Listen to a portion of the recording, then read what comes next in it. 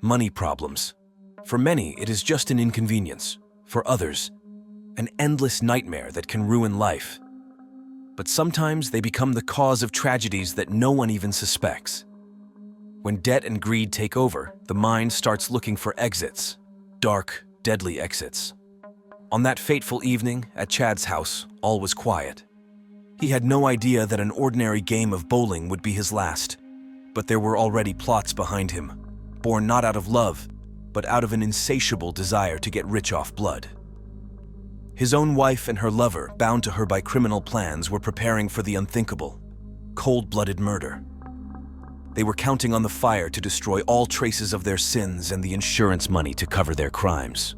But that fire would not burn the truth, and soon, very soon, their lives will turn into a nightmare of their own making. In the quiet American town of Bismarck, a tragedy has occurred that will soon shake the entire country. Nikki, a woman whose life looked serene, found herself at the center of a terrible conspiracy. Without realizing it, she was part of a plan that could solve all her problems. A $600,000 insurance policy. But to get that money, she was willing to go to extreme measures, which led to a bloody outcome. This was a story of how money can turn into tragedy, and how a veiled crime can be solved through unexpected twists of fate. After Nikki's arrest, she was set a bail of $500,000, but she didn't have that kind of money and remained behind bars. It turned out that Nikki had 3 prior fraud convictions and was on probation at the time of her arrest. Investigators went to her lover Earl's house to arrest him and get a statement, but he disappeared. Earl attempted to flee but was apprehended 2 days later in Turin, Michigan, on the Canadian border. He apparently intended to flee to his native country, but offered no resistance to arrest. After his arrest, police were able to obtain more information that allowed them to reconstruct the events of the fateful night. It was also discovered that Nikki was the sole owner of the insurance policy on the house, which totaled $26,000. On January 7, she was arrested on a charge of conspiracy to commit murder. The perpetrators were counting on the fire to destroy all traces, so their backshot fiasco would not be revealed to forensics. The weapon was carelessly thrown on the bed. The intruders then spilled all the bottles of whiskey they found in the house and threw the bottles to emphasize the man's drinking character. They then simply put a gas heater in the room and lit it.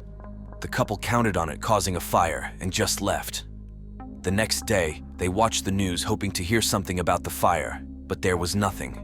This infuriated them, and they were forced to return to the house. There they found small pockets of fire that had already gone out. They then moved the mattress and things around so that the fire would burn more easily. Earl went down into the basement and set the fire directly above the furnace. It was at this point that they scattered cigarettes around the room, believing their plan would now work, and left again. However, 2 days later, no information about the fire or the victim had surfaced, which frightened the criminals. In desperation, they decided to return to the scene of the crime again. On January 2nd, around 5 p.m., when Nikki opened the door, the backdraft caused the fire to flare up instantly. However, she immediately realized the plan had failed because the house did not burn to the ground as they had hoped. Nikki called the emergency services, realizing that it was impossible to get rid of all the evidence and traces that she and her boyfriend had left behind. She had to improvise to buy time and try to get insurance. The couple planned to get the insurance money and flee to Texas. Preparations began on December 9, and on the day of the crime, December 30, they put the plan into action. To prevent the children from becoming accidental witnesses, Nikki sent them to her mother's house beforehand. She knew Chad would be bowling, so she arrived early to pack her belongings and get them out of the house. According to hotel surveillance footage, they took the items to a room and then returned to the crime scene. Nikki disabled the cameras and security system, and Earl brought a shotgun with him. Exactly who shot Chad was never found out, as each defendant tried to shift the blame to the other. Now, to understand how all of this happened and what was behind this horrific crime, let's take a peek into the lives of the main participants in this drama. We will uncover who Chad Entzel and Nikki are and what led them to do such a heinous act. Understanding their stories will help us understand the true motives and circumstances that led to the tragedy. Let's dive into their world and learn how it all began and evolved. North Dakota. This is where Chad Entzel was born and raised. He displayed outstanding qualities from an early age that made him a respected member of the community. After graduating from high school, he attended college, majoring in engineering, machinery, and drafting. After completing his education, Chad moved to Bismarck and took a job as an engineer with a local company. Friends and acquaintances described him as a kind and caring person who was always willing to help. Chad didn't limit himself to just work. He was active in his neighborhood, becoming a coach for his children's baseball team and spending his weekends coaching young athletes. His hobbies included bowling, which he practiced regularly with friends. His calm and poised demeanor and cheerfulness made the idea of suicidality highly unlikely. In April 2015, Chad revealed on social media that he was dating a woman named Nikki, who was 3 years older than him. His acquaintances noted that Chad was extremely happy during this period.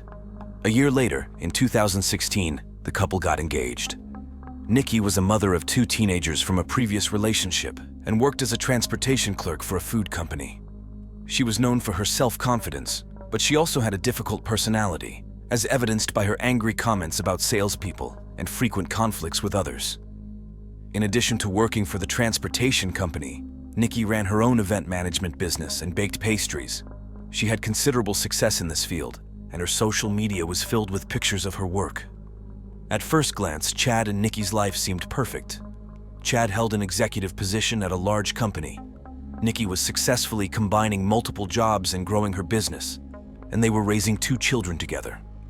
Everything seemed serene until the fateful night when Nikki called the emergency services, which started a chain of tragic events. The oddities in this case began to reveal themselves from the very beginning. Although Chad and Nikki lived together and raised their children, Nikki and her sons were suspiciously absent from home for several days. Police officers, interested in this fact, began interviewing the family's immediate neighborhood.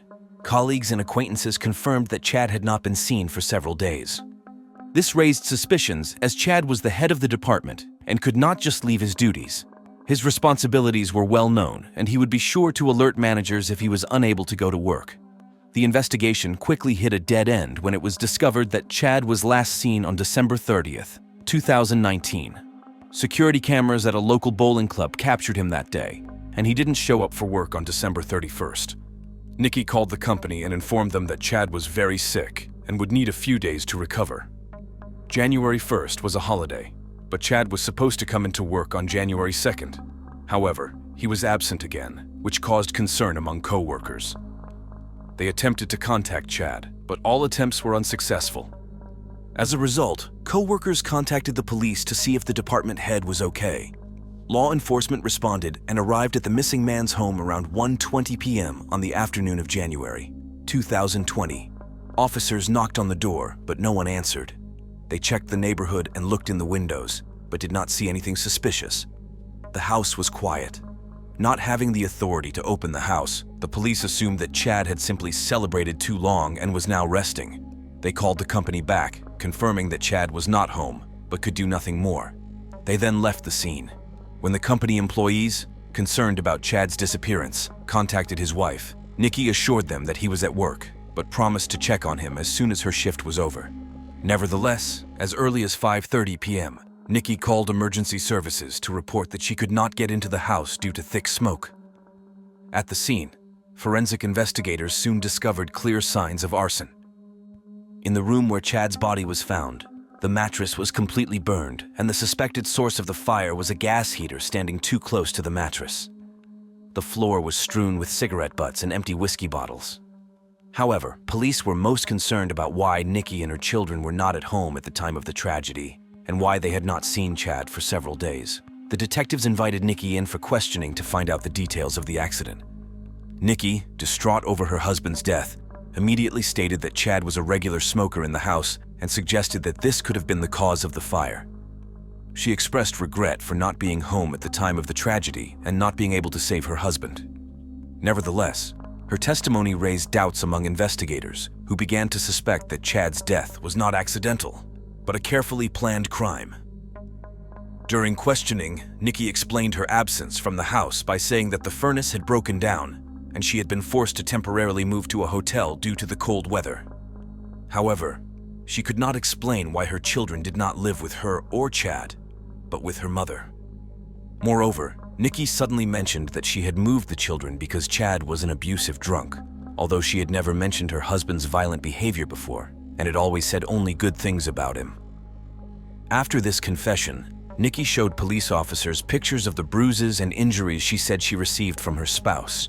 She admitted that she planned to move to Texas with her children to get away from Chad, who was a real tyrant to her. Nikki had already found a job in the new place, and the move was scheduled for next week. However, her plans changed because of her husband's death, and now that the threats to her were gone, she decided to stay. At the time of the interview, the investigators did not have sufficient grounds to arrest Nikki, so she was released.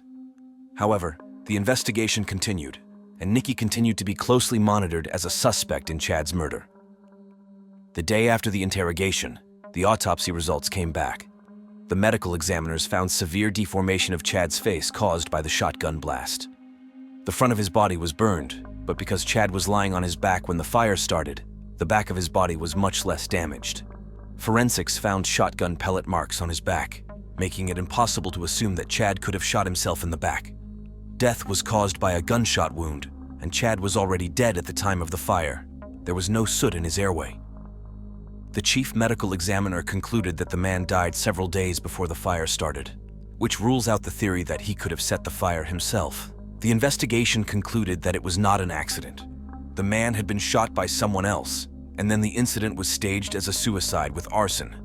Nikki's widow was immediately at the center of suspicion, as she had a clear motive. Moreover, detectives soon discovered another possible motive related to Nikki's attempt to get rid of Chad. She contacted her insurance company immediately after the incident to claim payments for property damage from the fire. Investigators also learned that on December 26, Chad's family bought a house and took out insurance on it. Less than a week later, the house burned down under unclear circumstances. Nikki claimed that her relationship with her husband was in serious crisis. The question arises, could Nikki have gotten rid of two problems at once, financial difficulties and her husband, in order to claim the insurance payment? While examining the crime scene, the police found a package in the kitchen with a parcel addressed to Earl Howard. This immediately caught their attention, and the person involved in the case demanded an inspection.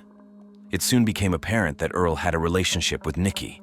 She initially claimed to have rented a hotel room, but it turned out that the room registration was in Earl Howard's name. Earl Howard turned out to be a simple laborer from Canada who had moved to Bismarck, North Dakota on a job offer. 5 days after the fire, Nikki was again brought to the police station for questioning. This time, she was asked questions about her connection to Earl.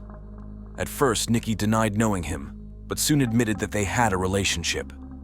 According to her, an affair began a year ago, which her husband knew about and accepted since their relationship was an open one. According to Nikki, her affair with Earl continued until Chad started drinking more, spiraling downward and abusing her. During the interrogation, Nikki played the role of the victim, crying constantly. But her story was so quiet that police officers had to ask her to speak louder. The experienced detectives did not believe that her tears were sincere and thought that she was only trying to evoke pity and manipulate them. However, Nikki did not realize that her interrogation was going through a bad cop and good cop pattern. While the good policeman asked soft questions, Nikki continued her tears. When the bad cop got involved and began to press her, her behavior changed dramatically. She stopped crying and began to speak clearly, realizing that the tears were no longer helping. After the detective urged Nikki to tell only the truth, she finally revealed the details. Nikki provided an account of the events leading up to her husband's death on the night of December 30th, after Chad was last seen alive. On the evening of December 30th, Chad spent several hours at his favorite bowling alley before heading home. At this time, Nikki was at a hotel with her lover Earl Howard, preparing to return home to pack before her upcoming move to Texas. Upon Nikki's arrival home, her husband appeared to be heavily intoxicated. He began abusing her and physically assaulting her.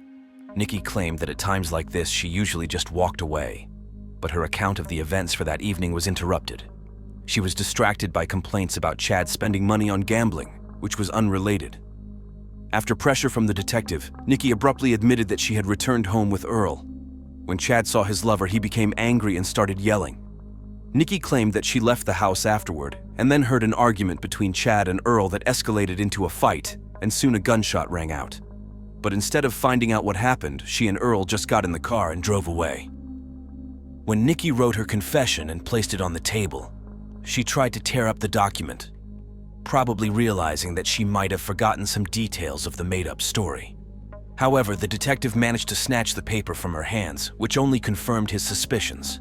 As a result, Nikki was arrested and left the office in handcuffs as the prime suspect in the case of Chad's death. During a subsequent search of the home, detectives discovered a surveillance camera that provided key evidence in the case. Video footage showed that Nikki and her lover Earl arrived at the home around 10 p.m. on December 30, a half hour before Chad returned from bowling. The couple entered the house and spent about 20 minutes there before exiting with boxes, indicating that Nikki was at the scene before her husband returned. She apparently used that time to remove her belongings to avoid damage from the alleged arson. Investigators speculated that Nikki may have planned to set the house on fire to get rid of evidence and make it look like an accident. This speculation allowed her to be charged with at least premeditated arson. To confirm this theory, however, it was necessary to reconstruct a complete picture of the events. The evidence at this point was only circumstantial and might not have been sufficiently convincing for a trial. Shortly before 1 o'clock in the morning, Nikki and Earl returned to the house, but most of the security cameras were turned off at this time. Only one camera, located in the driveway, continued to record. The footage shows the couple leaving the house again. Cigarettes that Chad had used were found inside the house, but none of them were finished. They were set on fire and thrown on the furniture and floor, giving the appearance that the fire was started accidentally. These facts confirmed that what happened was a carefully planned staged event designed to cover up the real circumstances of the tragedy. During the searches, detectives discovered fingerprints and traces of Nikki and Earl's DNA. This evidence immediately revealed a failed attempt to stage the crime. Even the position of the shotgun on the bed betrayed an attempt to confuse the investigation. If it was a suicide, the shotgun could not have been in that position. This argument proved decisive for the prosecutor's office and convinced the jury of the defendant's guilt. Nikki and Earl were indicted for Chad's murder. At the last minute, Earl agreed to a plea deal, providing details about the crime in exchange for 25 years in prison, with the possibility of parole after 21 years. At trial, the defendants tried to shift the blame to each other. Earl accused Nikki by providing testimony against her, while Nikki denied her guilt, claiming she was outside the house at the time of the shooting and that Chad killed himself. She also accused Earl of setting the fire and throwing cigarettes. When Earl was scheduled to take the witness stand, his testimony did not take place. During the second interrogation, Nikki began telling absurd stories, claiming that her husband knew about her affair and did not object to seeing her lover, and that Chad and Earl were friends. She tried to portray her husband as an alcoholic, but no one close to the family believed it. Chad was a department head, a responsible and respected man who worked with children and had never been seen intoxicated. His family and co-workers did not believe Nikki's made-up version of the bad husband story, believing it to be a made-up story. Each new version of Nikki's story did not match the previous one, which only increased suspicion of her guilt. The motive for the crime turned out to be much more serious than just an insurance payment for the house. Nikki and Earl's affair had been going on for over a year, and in one of their conversations, Nikki mentioned that her husband had a $600,000 insurance policy. The couple concluded that this money could solve all of their financial problems and ensure a trouble-free future. Nikki, wanting to avoid the hassle of divorce and property division, decided that taking Chad's life would be a better option for her. At night, as Chad slept, Nikki and her lover Earl came in with a horrible plan. Earl shot Chad in the back and he died instantly. Then, to stage a suicide, they turned the body over and shot Chad in the face. To make it look like an accident, they scattered cigarettes and bottles, setting them on fire to hide the true causes of death. This cruel plan was designed to obtain insurance payouts and avoid the complexities of divorce.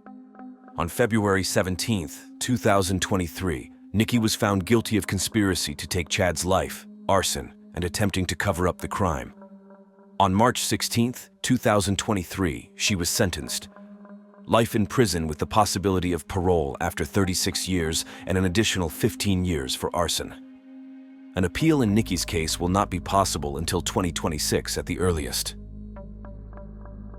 Sometimes gambling with firearms leads to tragic events, the consequences of which are devastating for innocent people. Such games, full of bitter gambling risks, can turn into a disaster in an instant. At the same time, law enforcement negligence and carelessness can only compound the tragedy, making life a harrowing ordeal for those caught in the crossroads of inept investigation and carelessness. In this labyrinth of mystery and deceit, human destiny is held hostage to mistakes, from which sometimes there is no trace but grief and fear. At the center of this terrifying plot was one tragic accident that led to irreversible consequences, opening the veil over dark secrets and terrible truths. Despite all efforts and the best of intentions, sometimes the true criminals remain unseen and the innocent are jeopardized. In this story, filled with deep emotions and dark reflections, it is to find out who really hides behind the mask of innocence and who is responsible for the terrible events that have left their mark on the lives of many.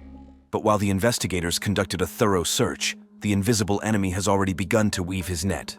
Traps and tricks that could have been left to chance have already become part of a carefully planned game. Top forensic experts were brought into the case and began searching for microscopic particles of gunpowder in the building. They scrutinized windowsills, floors, and all surfaces, hoping to locate the exact spot from where the shot was fired. Unfortunately, a lot of time had passed.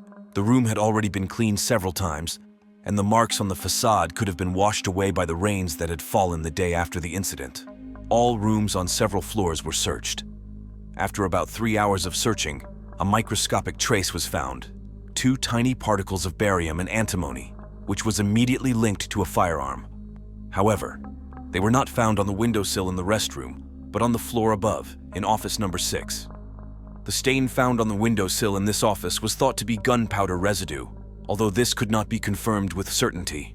The chemical composition of the substance was similar to printer's ink or burnt rubber. Despite the doubts, the investigators focused on room 6, as it was a suitable location from which the shooting could have taken place. Given the possible distortion of the bullet's trajectory, it could have been fired from almost anywhere on the campus facade, even the roof. However, police have learned who was in the office at the time of the alleged murder. The office was intended for the work of departmental assistants, and students and faculty could have been here. All of these people were interviewed.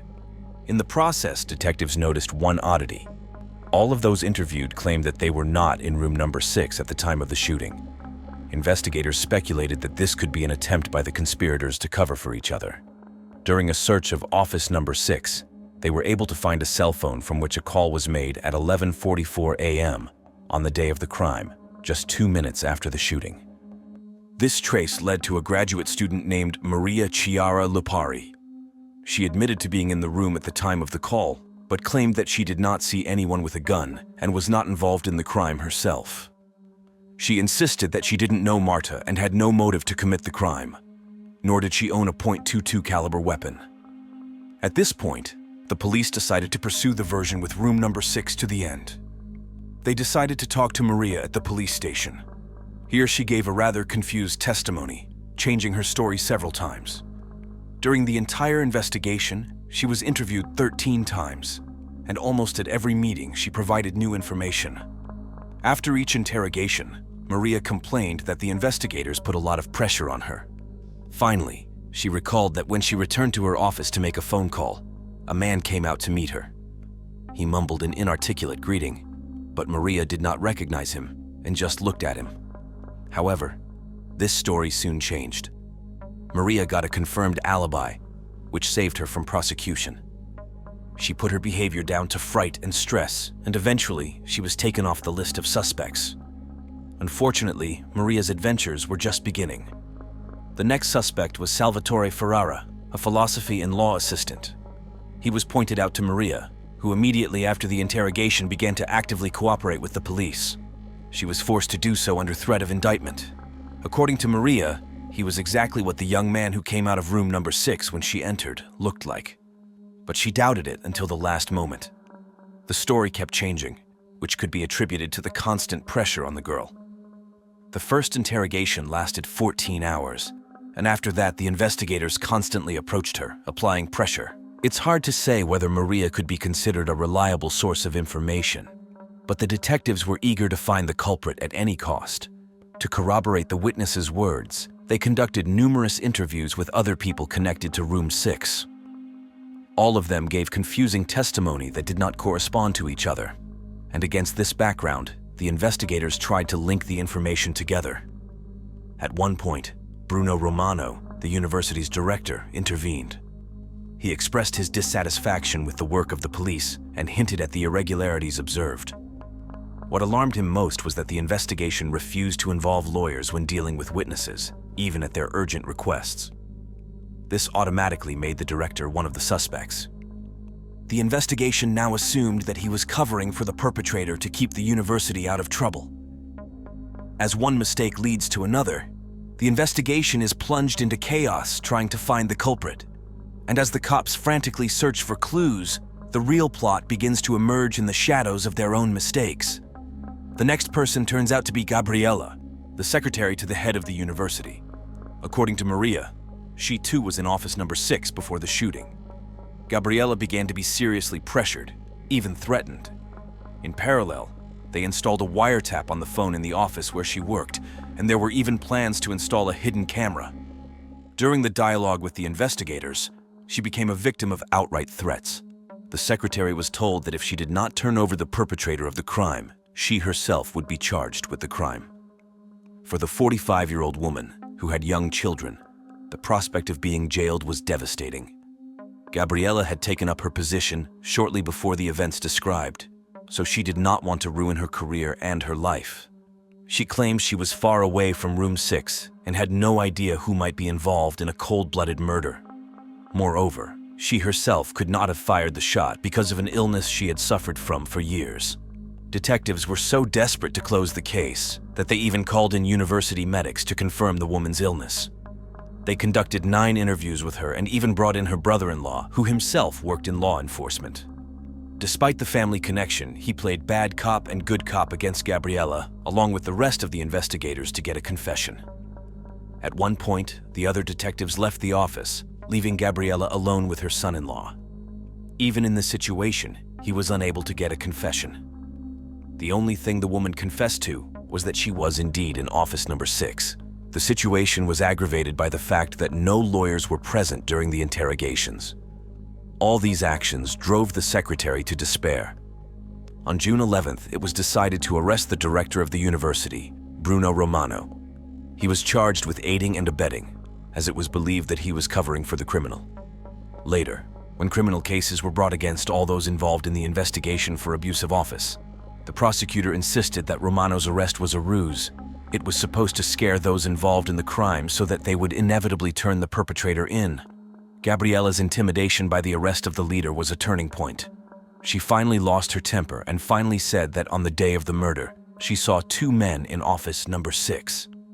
One of them pulled out a gun when Martha Russo and her friend were between the room's window and the wall of the opposite campus. The man pulled the trigger, and the girl fell. Afterward, Gabriella said, the young men became confused. They clearly did not expect to kill a man and scattered in panic. From the beginning, Salvatore Ferrara and Giovanni Scode did not look like criminals capable of committing cold-blooded murder, even by accident. The investigators were not confused by the fact that they did not know Marta Russo and had no motive.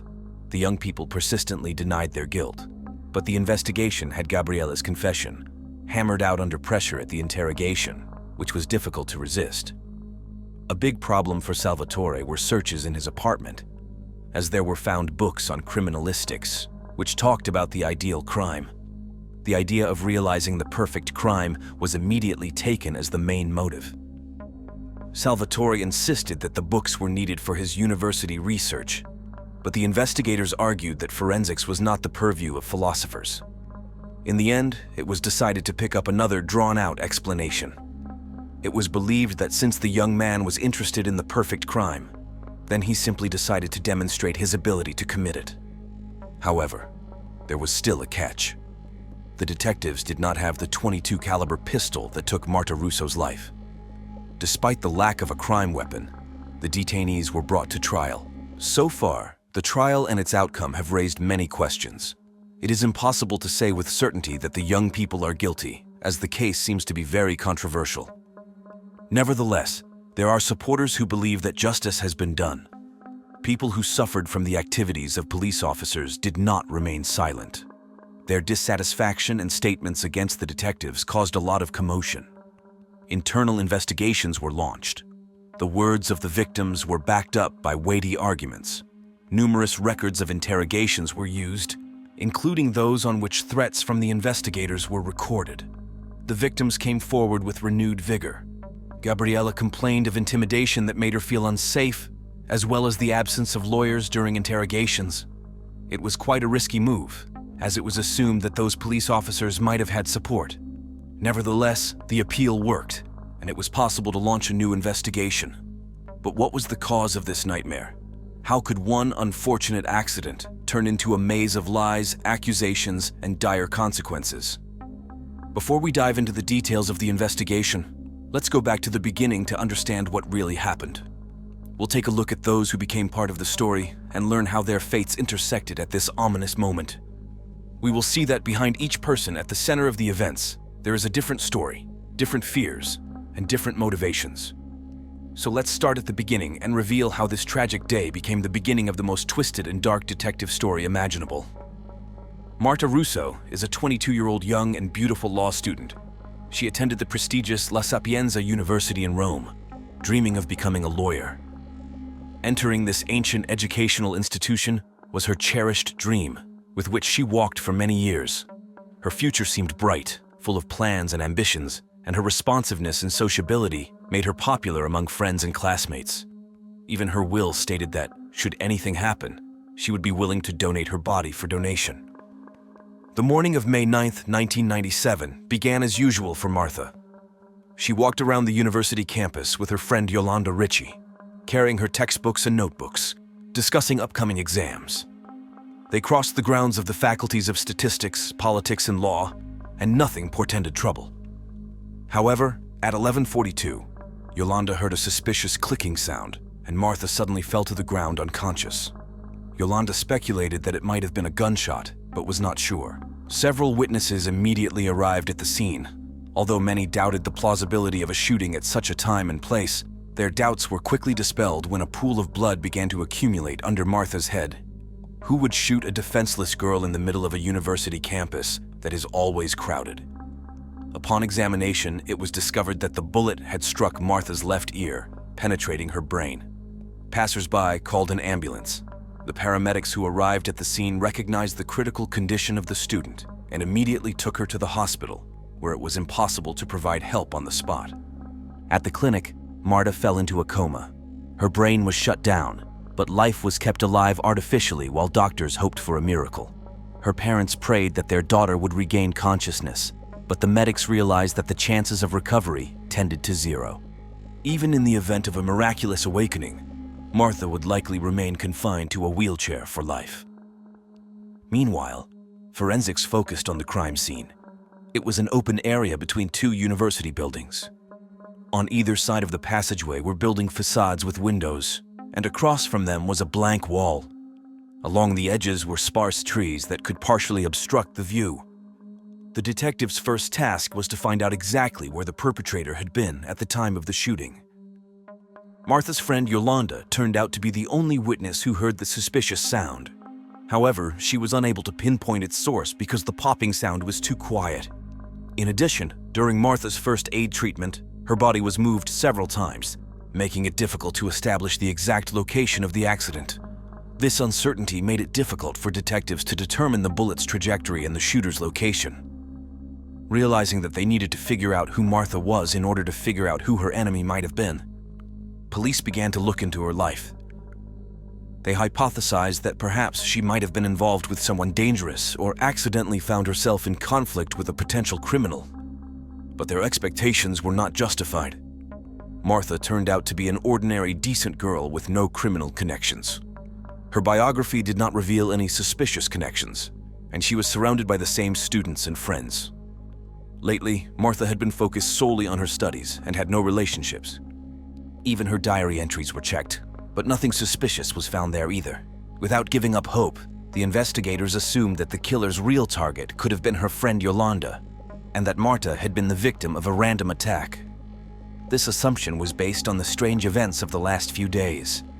Yolanda reported that she had received 45 anonymous phone calls that were highly suspicious. She answered one of these calls, but there was silence for 23 seconds. In addition, a stranger called Yolanda's father on his home phone and caused an all-night scandal, insulting his daughter but not identifying himself. These disturbing events attracted the attention of investigators, who began to consider the version of a possible connection between Yolanda and the incident. Against the backdrop of all these events, the police began to consider the theory that the perpetrator had originally aimed at another victim, probably Yolanda, but mistakenly hit Marta. An alternative hypothesis was that the attack could have been an act of revenge against Yolanda's father. The man was a powerful official who ran several prisons. Perhaps the murder of his daughter was revenge on the part of a former prisoner who harbored a grudge against him. All of these theories were scrutinized by detectives, but ultimately found unlikely. Despite the presence of enemies of Yolanda's father, there was no concrete indication that anyone would have massacred his family.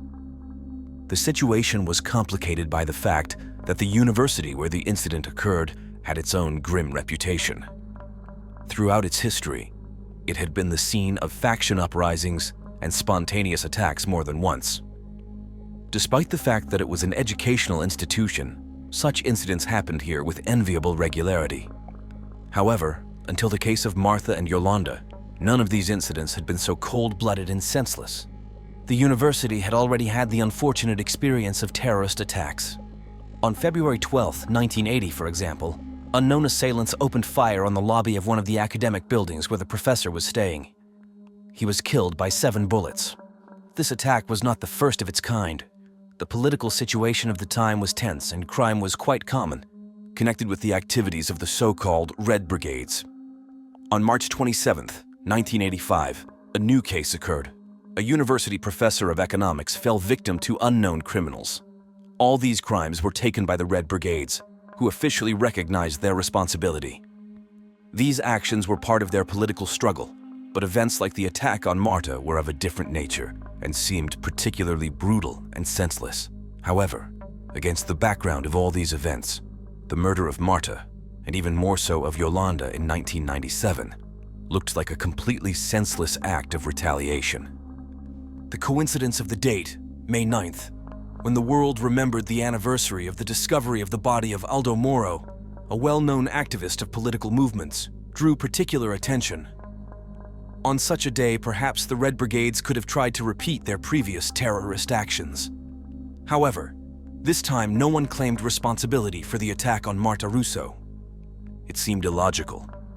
Politically, it would have been more justified to eliminate a university professor than an ordinary student.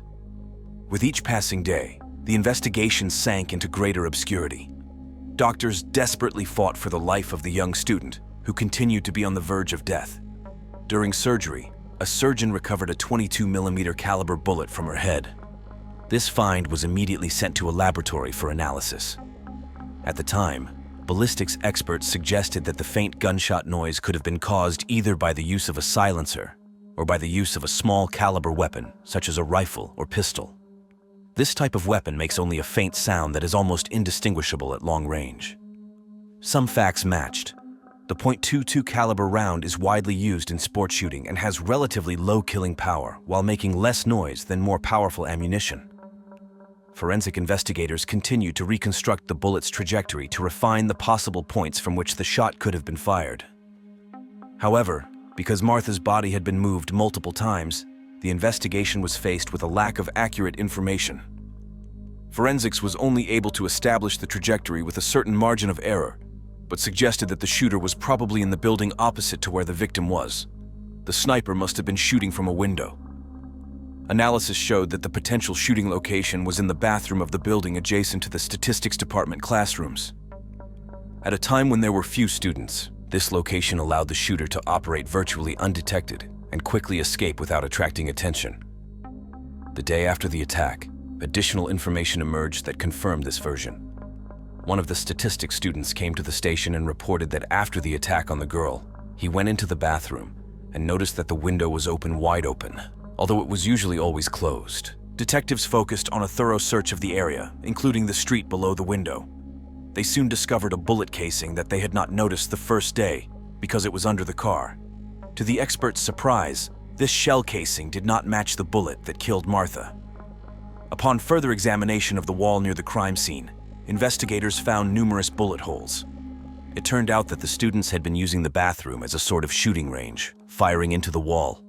The constant practice of shooting in this location explained the presence of shell casings and holes discovered during the investigation.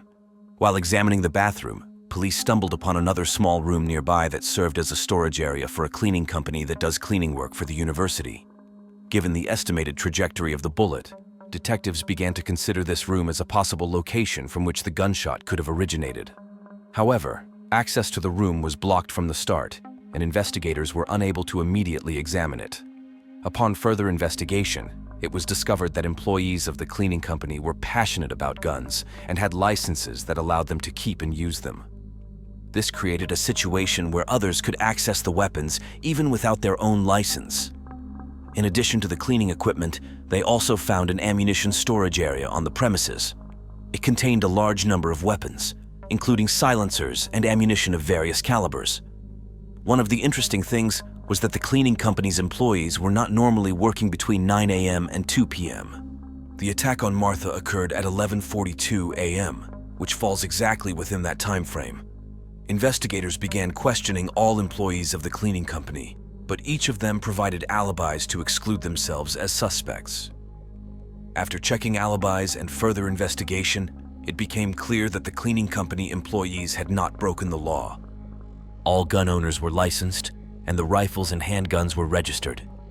The employees confirmed that they sometimes used the wall of the opposite building as a shooting range, but that they did so exclusively from the storage area and were strict about not firing when people were in the vicinity. Marta Russo's mother confessed that on that fateful morning she had a kind of anxious premonition that she could not get rid of. At first, the woman did not pay much attention to it, but everything changed when she received a call from the police. Martha's death triggered a sharp rise in public pressure on the police. This came against the backdrop of several high-profile failures that had seriously damaged the reputation of Roman law enforcement. Urgent and decisive action was required to restore lost confidence. The situation led to hasty and disruptive action on the part of the police. One of the first suspects was a 36-year-old librarian named Zingalis. He was brought into the investigation because of suspicious internet searches related to the creation of homemade silencers for firearms. He was also in possession of a .22 caliber rifle and a silencer. Despite this, however, Zingalis was able to provide an ironclad alibi. He was in the auditorium at the time of the shooting, and multiple witnesses confirmed his presence there. As a result, the librarian was ruled out as a suspect. By this point, due to public pressure, the police were trying to assign a guilty party. However, this was unsuccessful because of the reliable alibis of all the suspects. One witness admitted that the weapon was in the hands of Salvatore Ferrara, and she identified the second suspect as Giovanni Scottu, a 29-year-old philosophy assistant. With this new information, detectives were finally able to connect all the pieces of the investigation, and the crime picture became clearer. During the trial, Salvatore Ferrara and Giovanni Scotta remained calm and did not deny their innocence. There was no direct evidence against them, but the prosecutor's office insisted that they were violent criminals and used all possible methods to prove it. The prosecution presented testimony that had been beaten out of Gabriella's secretary, although the jury did not know it. The court discussed the gunpowder residue on the windowsill of office number 6 and the trajectory of the bullet's flight, ignoring the fact that this evidence was inaccurate and strained. Prosecution witnesses, long under duress, testified against the defendants. Court pictures and Gabriella and Maria's speeches showed their fear and excitement, reminiscent of the state of frightened people. A key witness for the prosecution was a security guard, Francesco Liparo, who claimed to have seen the defendants in office number 6. Although this guard had been a suspect for some time, he agreed to cooperate with the police, and all charges against him were dropped. Maurizio Bascio and Maria Urilli stated in court that they saw the defendants run out of the university after the shooting. However, this did not prove their involvement in the shooting. The students' defense attorneys cited evidence that the particles found on the windowsill were not related to a firearm, but rather to exhaust from a car. This meant that the firing point could have been another window, and therefore other people. The defense also argued that the witnesses' testimony was far-fetched.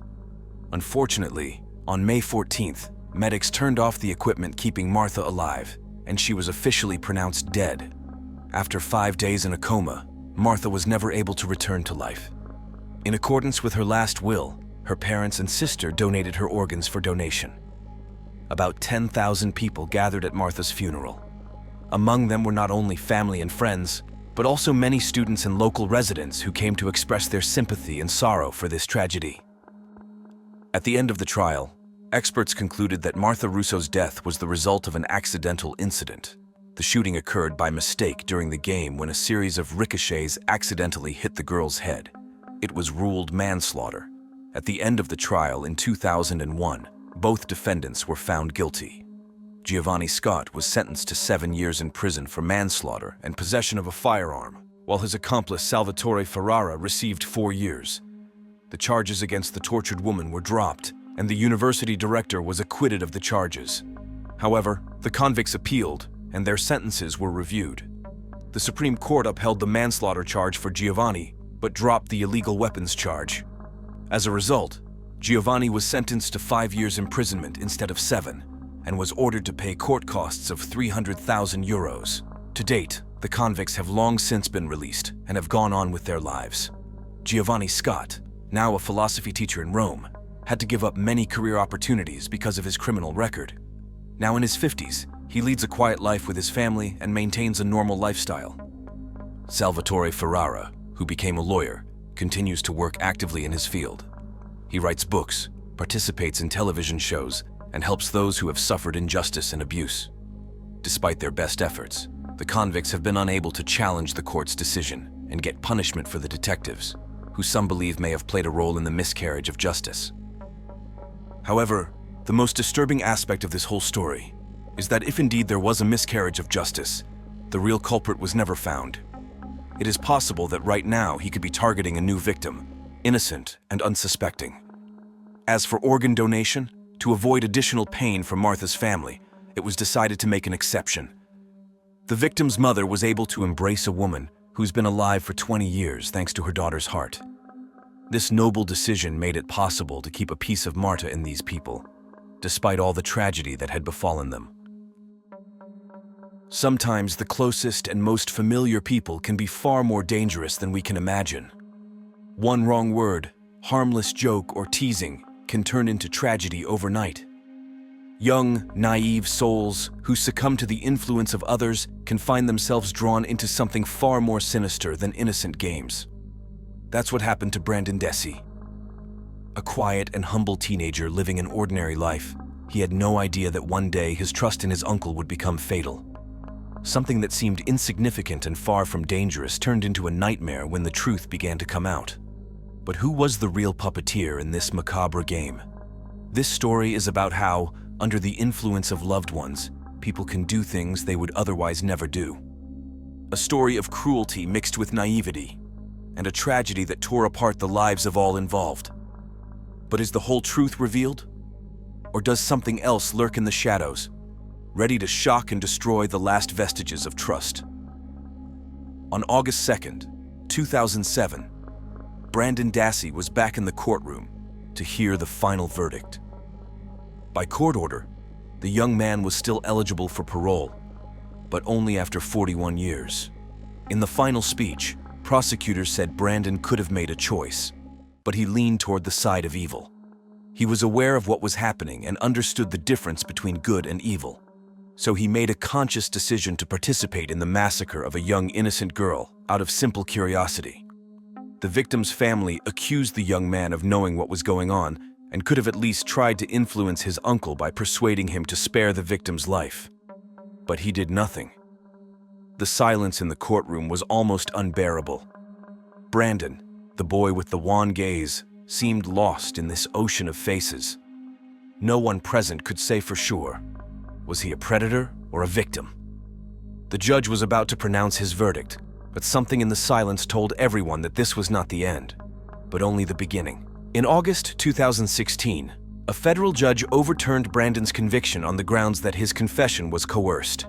In June 2017, prosecutors appealed the decision. 8 months later, a panel of 7 appeals court judges ruled in favor of upholding the original conviction by a 4-3 vote. finding that police had properly obtained the teen's confession.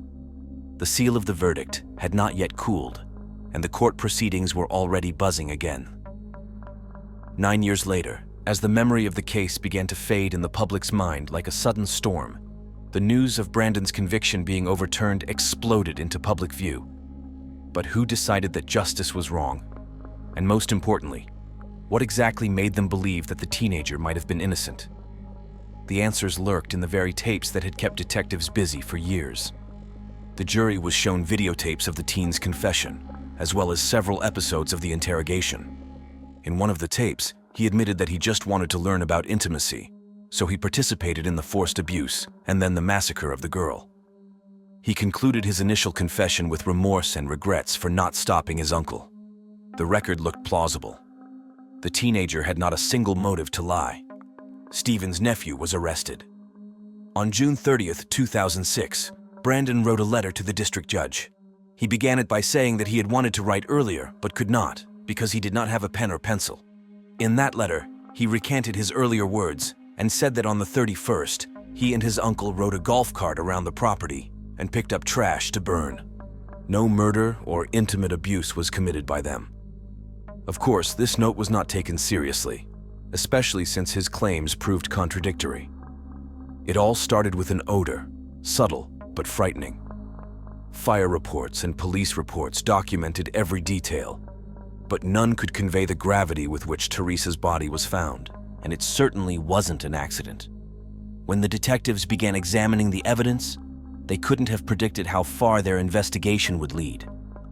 Now that you've seen how Brandon ended up in the dock and heard his confusing testimony, it's time to go back to the very beginning. Let's get the full story of this dark crime and together try to uncover what really happened. Who were the people involved in this tragic cycle of events? How did it happen that ordinary acquaintances who seemed to be non-threatening turned out to be capable of cruel and terrible deeds? We will get acquainted with all the characters in this confusing story to understand where the truth and where lies and where it all began. It all started on October 31st, 2005, a normal workday for 25-year-old Teresa Halbach, a talented photographer from Hillsburg, Wisconsin, USA. On this day, she had traveled east to fulfill 3 professional appointments, one of which was photographing used cars for a magazine. It was her small business that brought in a steady income. Teresa got behind the wheel of her blue 1999 Toyota RAV4 and headed to Gibson, a small town on the shores of Lake Michigan about a mile from her home. Waiting for her there was 43-year-old Stephen Avery, who wanted to sell his minivan through her magazine. They met more than once for work-related matters. Teresa regularly photographed cars in his parking lot for publications. She was to receive $40 for the job, after which Teresa planned to attend 2 more meetings. But despite the usual hustle and bustle, the day ended tragically. Teresa never returned home. Teresa Halbach was born and raised in a large farming family in St. John, Wisconsin. She was the second of 5 children and helped her parents on the dairy farm from a young age, especially loving caring for the animals. She graduated with honors from the University of Wisconsin in 2002, majoring in photography. Her passion for photography was evident during her high school years, when she worked part-time at a local studio taking holiday pictures and photographing children. Over time, her talent and perseverance helped her develop a successful career. After moving to the city of Green Bay, Teresa immersed herself in working at the photography studio while growing her own business. It was the very day that her talent, ambition, and love of art collided with something darker and more dangerous than she could have imagined. Teresa Halbach had a particular passion for photographing children. Her ability to find an approach to little ones amazed everyone who worked with her. Even the most restless children instantly calmed down in front of her camera lens. This talent was her trademark, and many colleagues remembered her as a kind and helpful girl.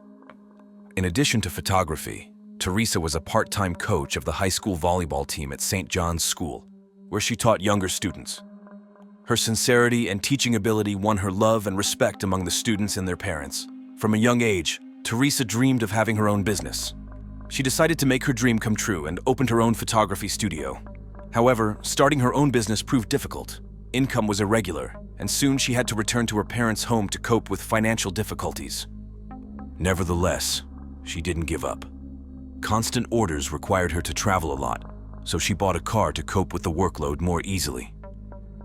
Despite the difficulties, Teresa continued to believe that her business would eventually become stable.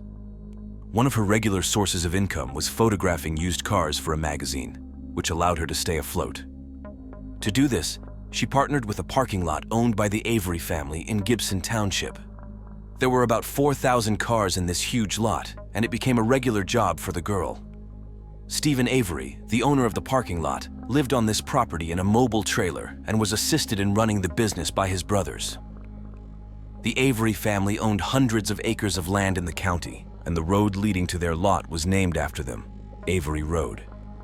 Teresa often traveled to the place for work, but no one could have imagined that one day her auto visit would turn into something much scarier than a routine photo shoot.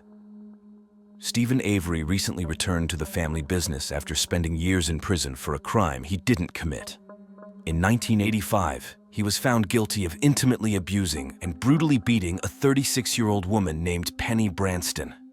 According to the indictment, he allegedly assaulted her while jogging on trails along Lake Michigan in a neighboring town. The woman confidently identified Stephen as her attacker. However, Stephen had an ironclad alibi.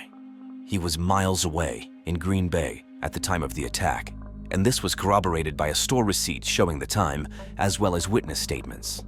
Avery's case sparked much discussion and divided opinion in the community.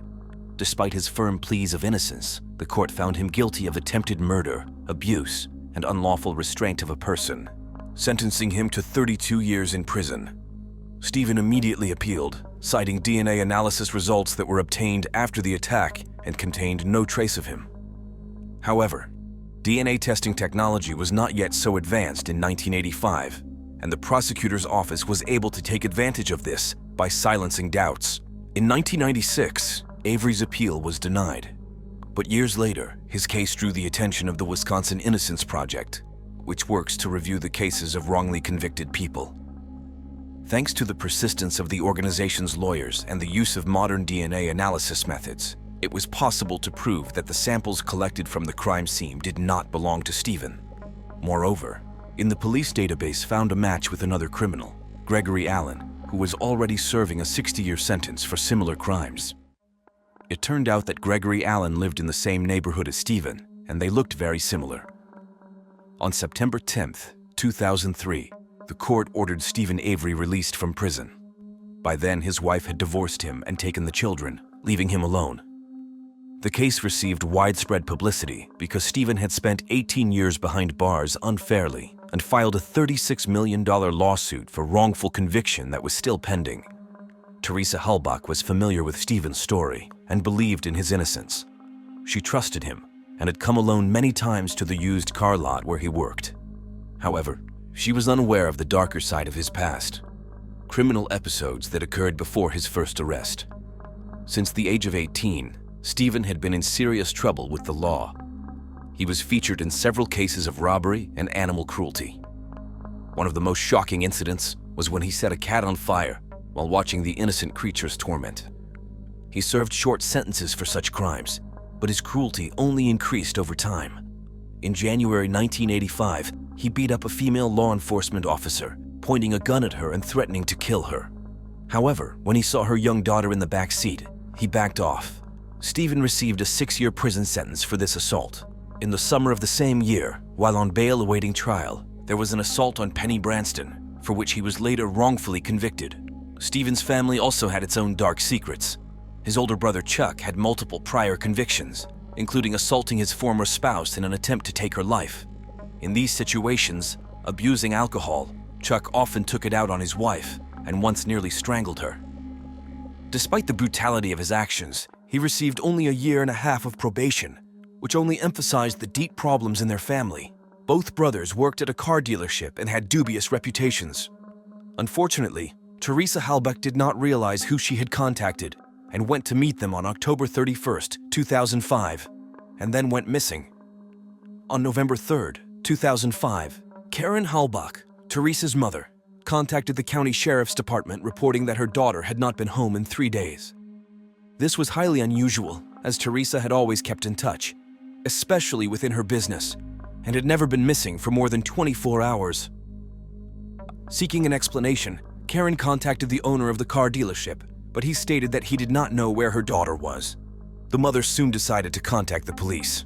When the case gained public resonance, an active search for the girl began.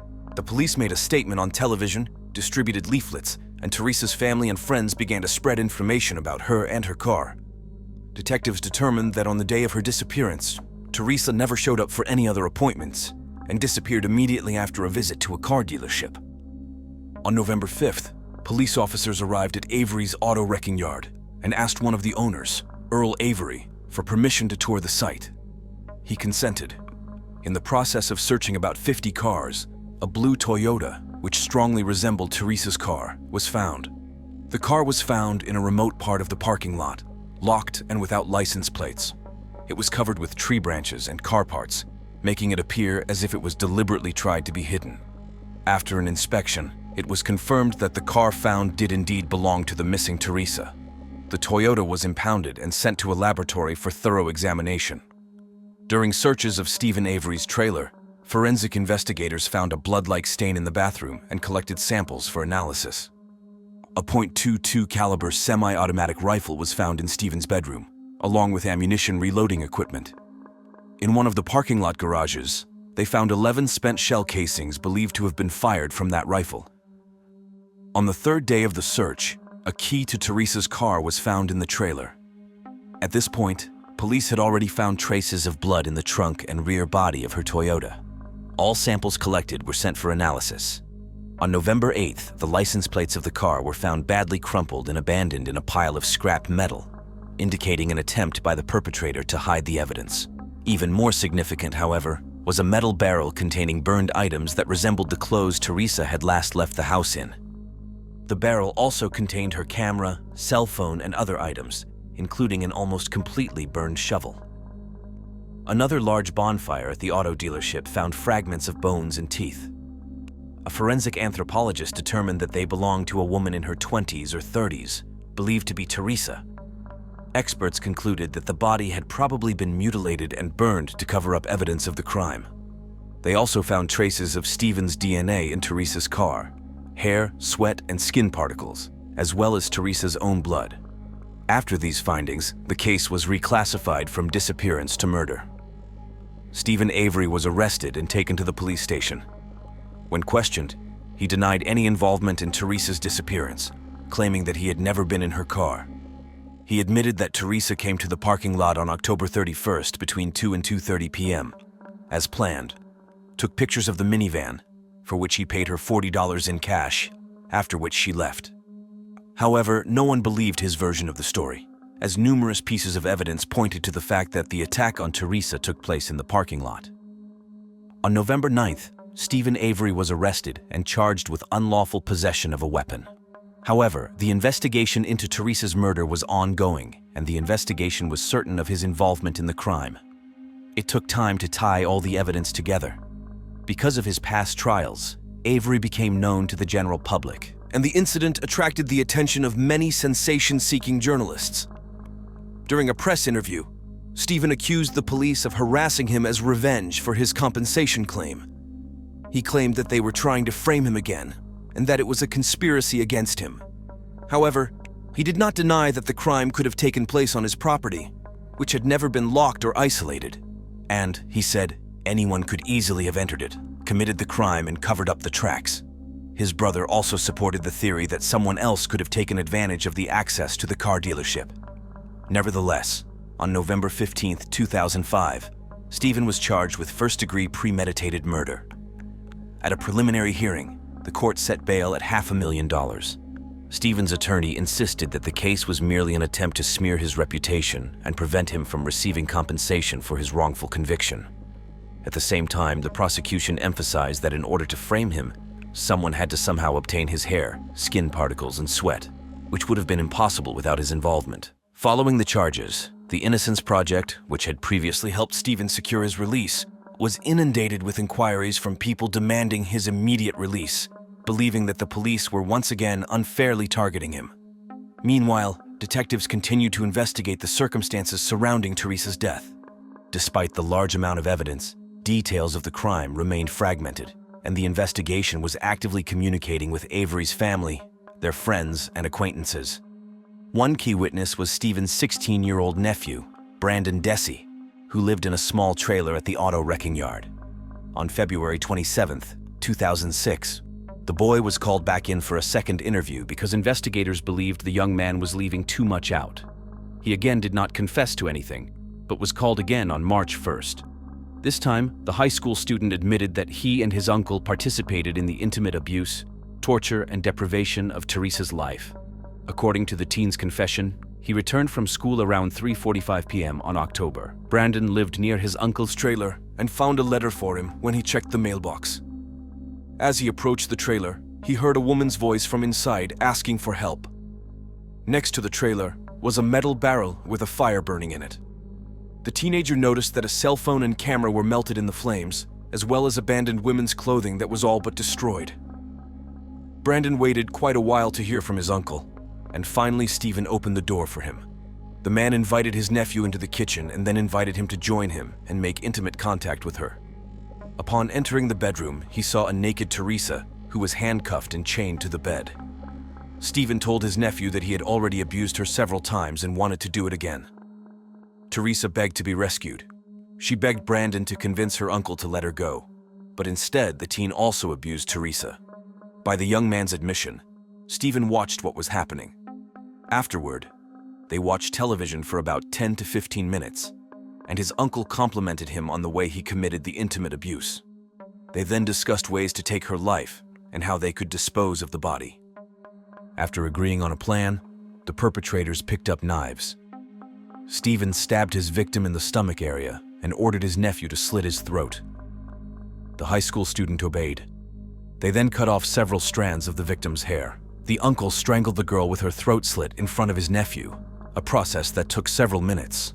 The man informed the boyfriend that he wanted to make sure she was dead that way, even though it was obvious. He suggested that this process was rather to Stephen's liking. Then, in the trunk of the girl's car, her body was taken to the garage, where Stephen shot it about 10 times. He fired 4 bullets into the head alone, and the rest hit the body. The body was then thrown into a large bonfire that was already burning on the property. To intensify the flames, several tires were thrown into it. The perpetrators then hid the vehicle by covering it with branches while the body burned, and tried to clean up the traces of blood with gasoline and thinner. Stephen then tackled the victim's vehicle. He threw out the license plates and took the keys. As the body burned, Stephen broke up the few surviving bones with a shovel and buried them elsewhere in the parking lot. This happened that same evening. However, since everything happened in the dark, the young man could not remember the exact location. Subsequently, a burial site with Teresa's charred bones was indeed found at the dismantling site. When Brandon's relatives were asked if the teenager could have done everything he said he did, the man questioned the veracity of his words. In fact, Brandon had developmental delays and a low IQ. According to his relatives, the young man was not independent. He always needed to be told what to do, and he just obeyed. In addition, the teenager liked to make up strange stories, which often passed off as the truth. So the relatives were sure that this story was another figment of his imagination, nothing more. Nevertheless, the evidence supported his story. The boy's trial was scheduled for April 2007. Had he been found guilty, he could have gotten life in prison plus another 72 years. Stephen's trial date was set for February 5th, 2007. The man was charged with first-degree premeditated murder, intimate abuse, kidnapping and unlawful restraint, and mayhem. He was also charged with weapons possession. If convicted on all counts, he could have received life in prison, plus 128.5 years. The main witness for the prosecution was the medical examiner, as the victim's remains were fragmentary and the bones and teeth were in poor condition. The specialist found, when analyzed, traces of several gunshot wounds on the victim's skull fragments. Unfortunately, due to the condition of the remains, it could not be determined whether they were inflicted posthumously or caused her death. A bullet with traces of Teresa's DNA, her bloodstains, a burned phone and camera, as well as car keys and numerous other pieces of evidence were found in the garage at the car wrecking yard, corroborating Brandon's initial testimony, which he later recanted.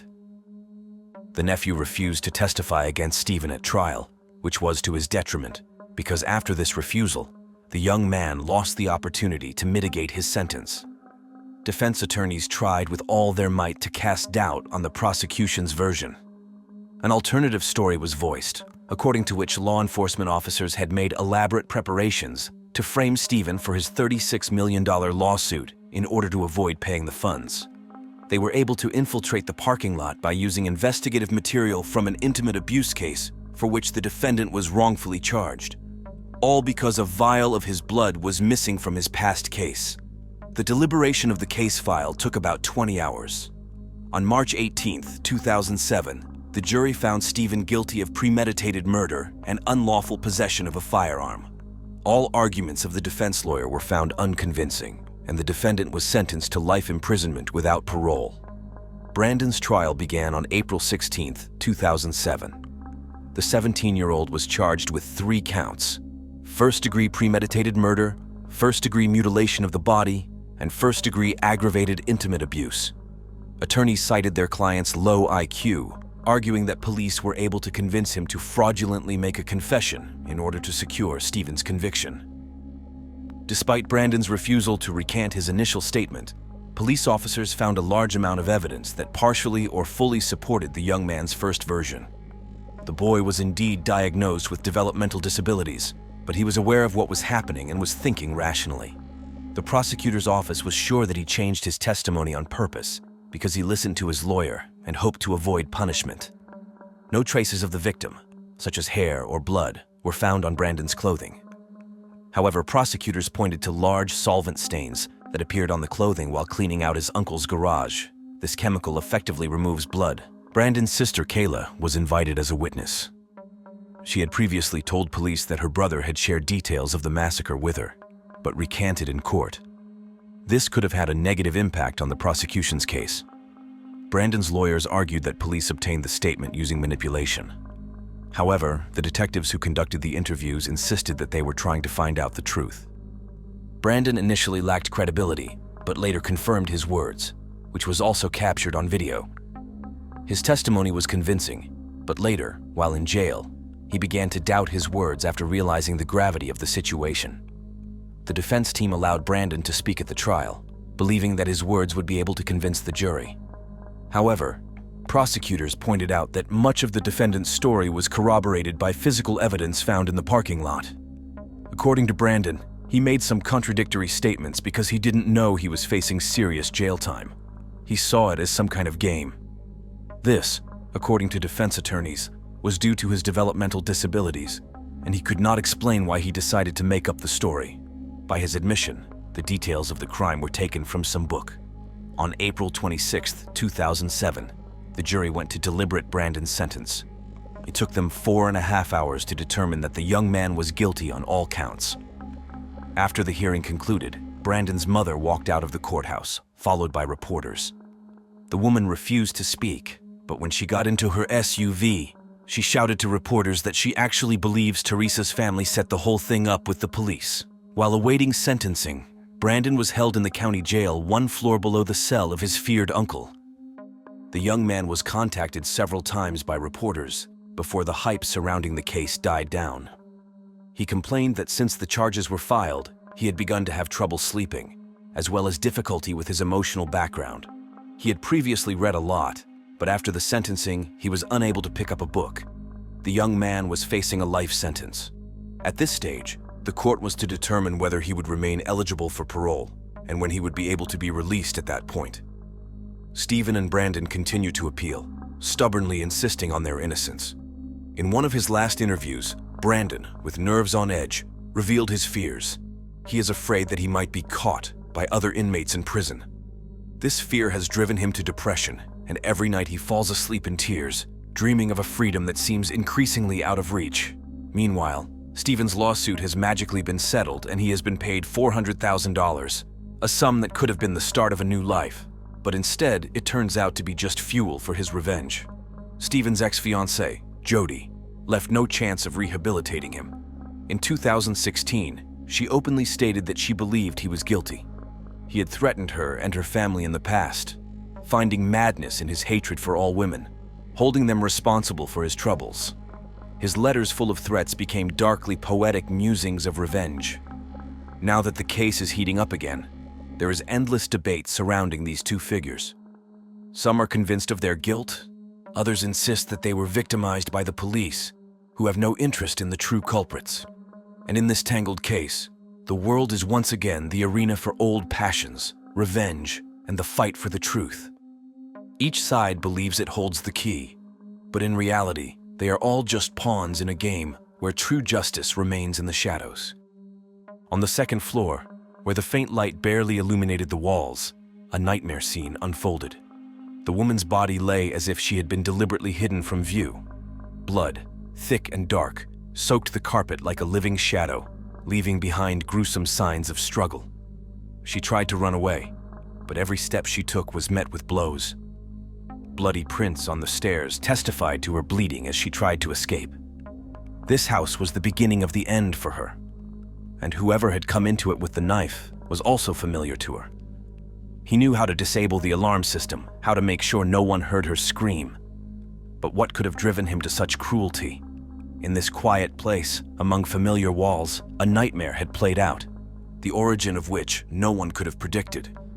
It wasn't just a murder. It was a massacre that left behind more questions than answers. David, along with his two daughters, were forced to flee to North Carolina as they became the subject of intense media scrutiny. According to David, he was severely hurt by the rumors that were spread after the events. The media portrayed him in a negative light, making up one untruth after another, which almost completely ruined his reputation as a respected doctor and a good father. Daniel's release came as a new shock to their family. They feared that the real culprit might want revenge. However, according to Daniel's own assurance, he was able to enjoy freedom and overcome his addiction for the first time in 4 years, so he had no intentions of revenge. However, the feeling of freedom did not last long. The Alabama Court of Appeals reviewed the decision to release him. All trials were suspended, and just a week later Daniel was back behind bars. Now he was to remain in prison until the appeals court made its decision. He faced two options: a new trial or double jeopardy. In the latter case, a retrial could be seen as an attempt to convict him twice for the same crime, which would result in his eventual release. During this period, Daniel's lawyer continued to fight for his release. The prosecutor's office persisted in its version of events, believing him guilty of taking the woman's life. The lawyer tried to gain access to the computer and phone number of Karen's husband, suspecting his involvement in the crime, but was repeatedly rebuffed. He finally managed to discover that someone with access to the Tipton home had deleted files from the computer after Karen's death, but before they were handed over to the police, and the data could not be recovered. This seemed highly suspicious. In addition, the lawyer again drew attention to the testimony of road workers who had seen the deceased's husband arrive that day an hour earlier than he had reported the incident to the police. No one else was seen outside the house, which seemed like direct evidence against the widower. The lawyer's fight for justice lasted a decade. In the end, after a brief pause of just 1 week, Daniel spent all those years behind bars. In his third trial, held on May 14, 2009, a jury found him not guilty. This came as a real shock to the prosecutor's office, and the prosecutor publicly stated that Daniel Moore was the perpetrator and the jury had made a serious error. After the acquittal, Daniel left Alabama and began seeking legal counsel to file a civil lawsuit against the city of Docket and its police department. He claimed that his constitutional rights had been violated and that he had spent 10 years in prison for nothing. However, his lawsuit was dismissed. The murder of a beautiful and respected woman, the wife of a doctor, could not go unnoticed in this quiet and peaceful town. The community was outraged and put pressure on the police to act quickly to make the streets safe. Rumors of a brutal massacre began to spread among the locals. Some suspected a husband, others a lover, and still others thought it might have been the wife of one of her many admirers. The situation changed dramatically a month after the tragedy. Police were in pursuit of a thief trying to flee in a car. After the crash, they apprehended 24-year-old Daniel Wade Moore. Just 48 hours later, law enforcement was certain he was the one who killed Karen. 2 days after his arrest, when Daniel was released on bail, he confessed to his uncle, Sparky Moore, that he had been at the couple's home on Chapel Hill Road. According to him, he and 2 accomplices entered the house assuming no one would be there. However, inside they unexpectedly encountered Karen. Daniel stated that the situation took him by surprise and he killed the woman in a panic. This confession shocked Daniel's family. Sparky, without thinking long, informed the police of his nephew's involvement in the crime. Daniel was soon tracked down and apprehended at the motel where he was staying for a few days. Accessories for the manufacture and use of illegal substances were also found there. The young man was arrested again and taken to the police station for questioning. A few hours later, when detectives took a 5-minute break, Daniel took advantage of the moment and stabbed himself 16 times with a penknife. When police officers returned, he was bleeding from multiple shallow wounds. The pain and blood loss had weakened him so much that he had to be sent to the hospital instead of further questioning. Based on the behavior of the prime suspect, the detectives were confident that they had apprehended the right man. Daniel had an obvious problem with illegal substances, and valuables were missing from the victim's home. He had no alibi for the day Karen was killed. Plus, his suicide attempt during the first interrogation seemed like direct evidence of his guilt. However, it required further confirmation. Security was on duty outside the wounded suspect's room while detectives continued to investigate. The apartment of a young man in his 20s was searched, and an important piece of evidence was found. A toolbox of tools from a company that installed alarm systems was discovered. It was this company that installed the alarm system in the Tipton house, and Daniel worked there. Investigators interviewed the widower, and David, looking at the photograph, confirmed that it was Daniel who had come to their home several months before the tragedy to install the system. According to detectives, the faulty alarm system was the key to all doors for the criminals. The perpetrator could have simply knocked on the door and introduced himself as a repairman coming to fix the malfunction. Karen could have recognized him and so quietly let him into the house, but he attacked her and took her life. Since the suspect's confession had not yet been obtained, the police had to reconstruct a picture of the events on the basis of the results of forensic examination and evidence found in the house. However, there was no direct evidence. No footprints, fingerprints, or DNA could be found. Even the alleged intimate molestation left no traces or fluids to analyze. The attack apparently began on the first floor, near the front door where a drop of blood was found. As experts believed, the first blow was struck in the victim's neck area. After that, the woman was forced up to the second floor, leaving drops of blood behind her. Her torn clothes were found in the bedroom, and the bed was drenched in blood. At one point, Karen managed to break free from her attacker's grasp, and she even made it to the stairs. Here, however, she was caught up and killed with a knife. The confession that Daniel made to his uncle linked him 100% to the crime. According to law enforcement, he completely matched the criminal profile compiled by FBI specialists.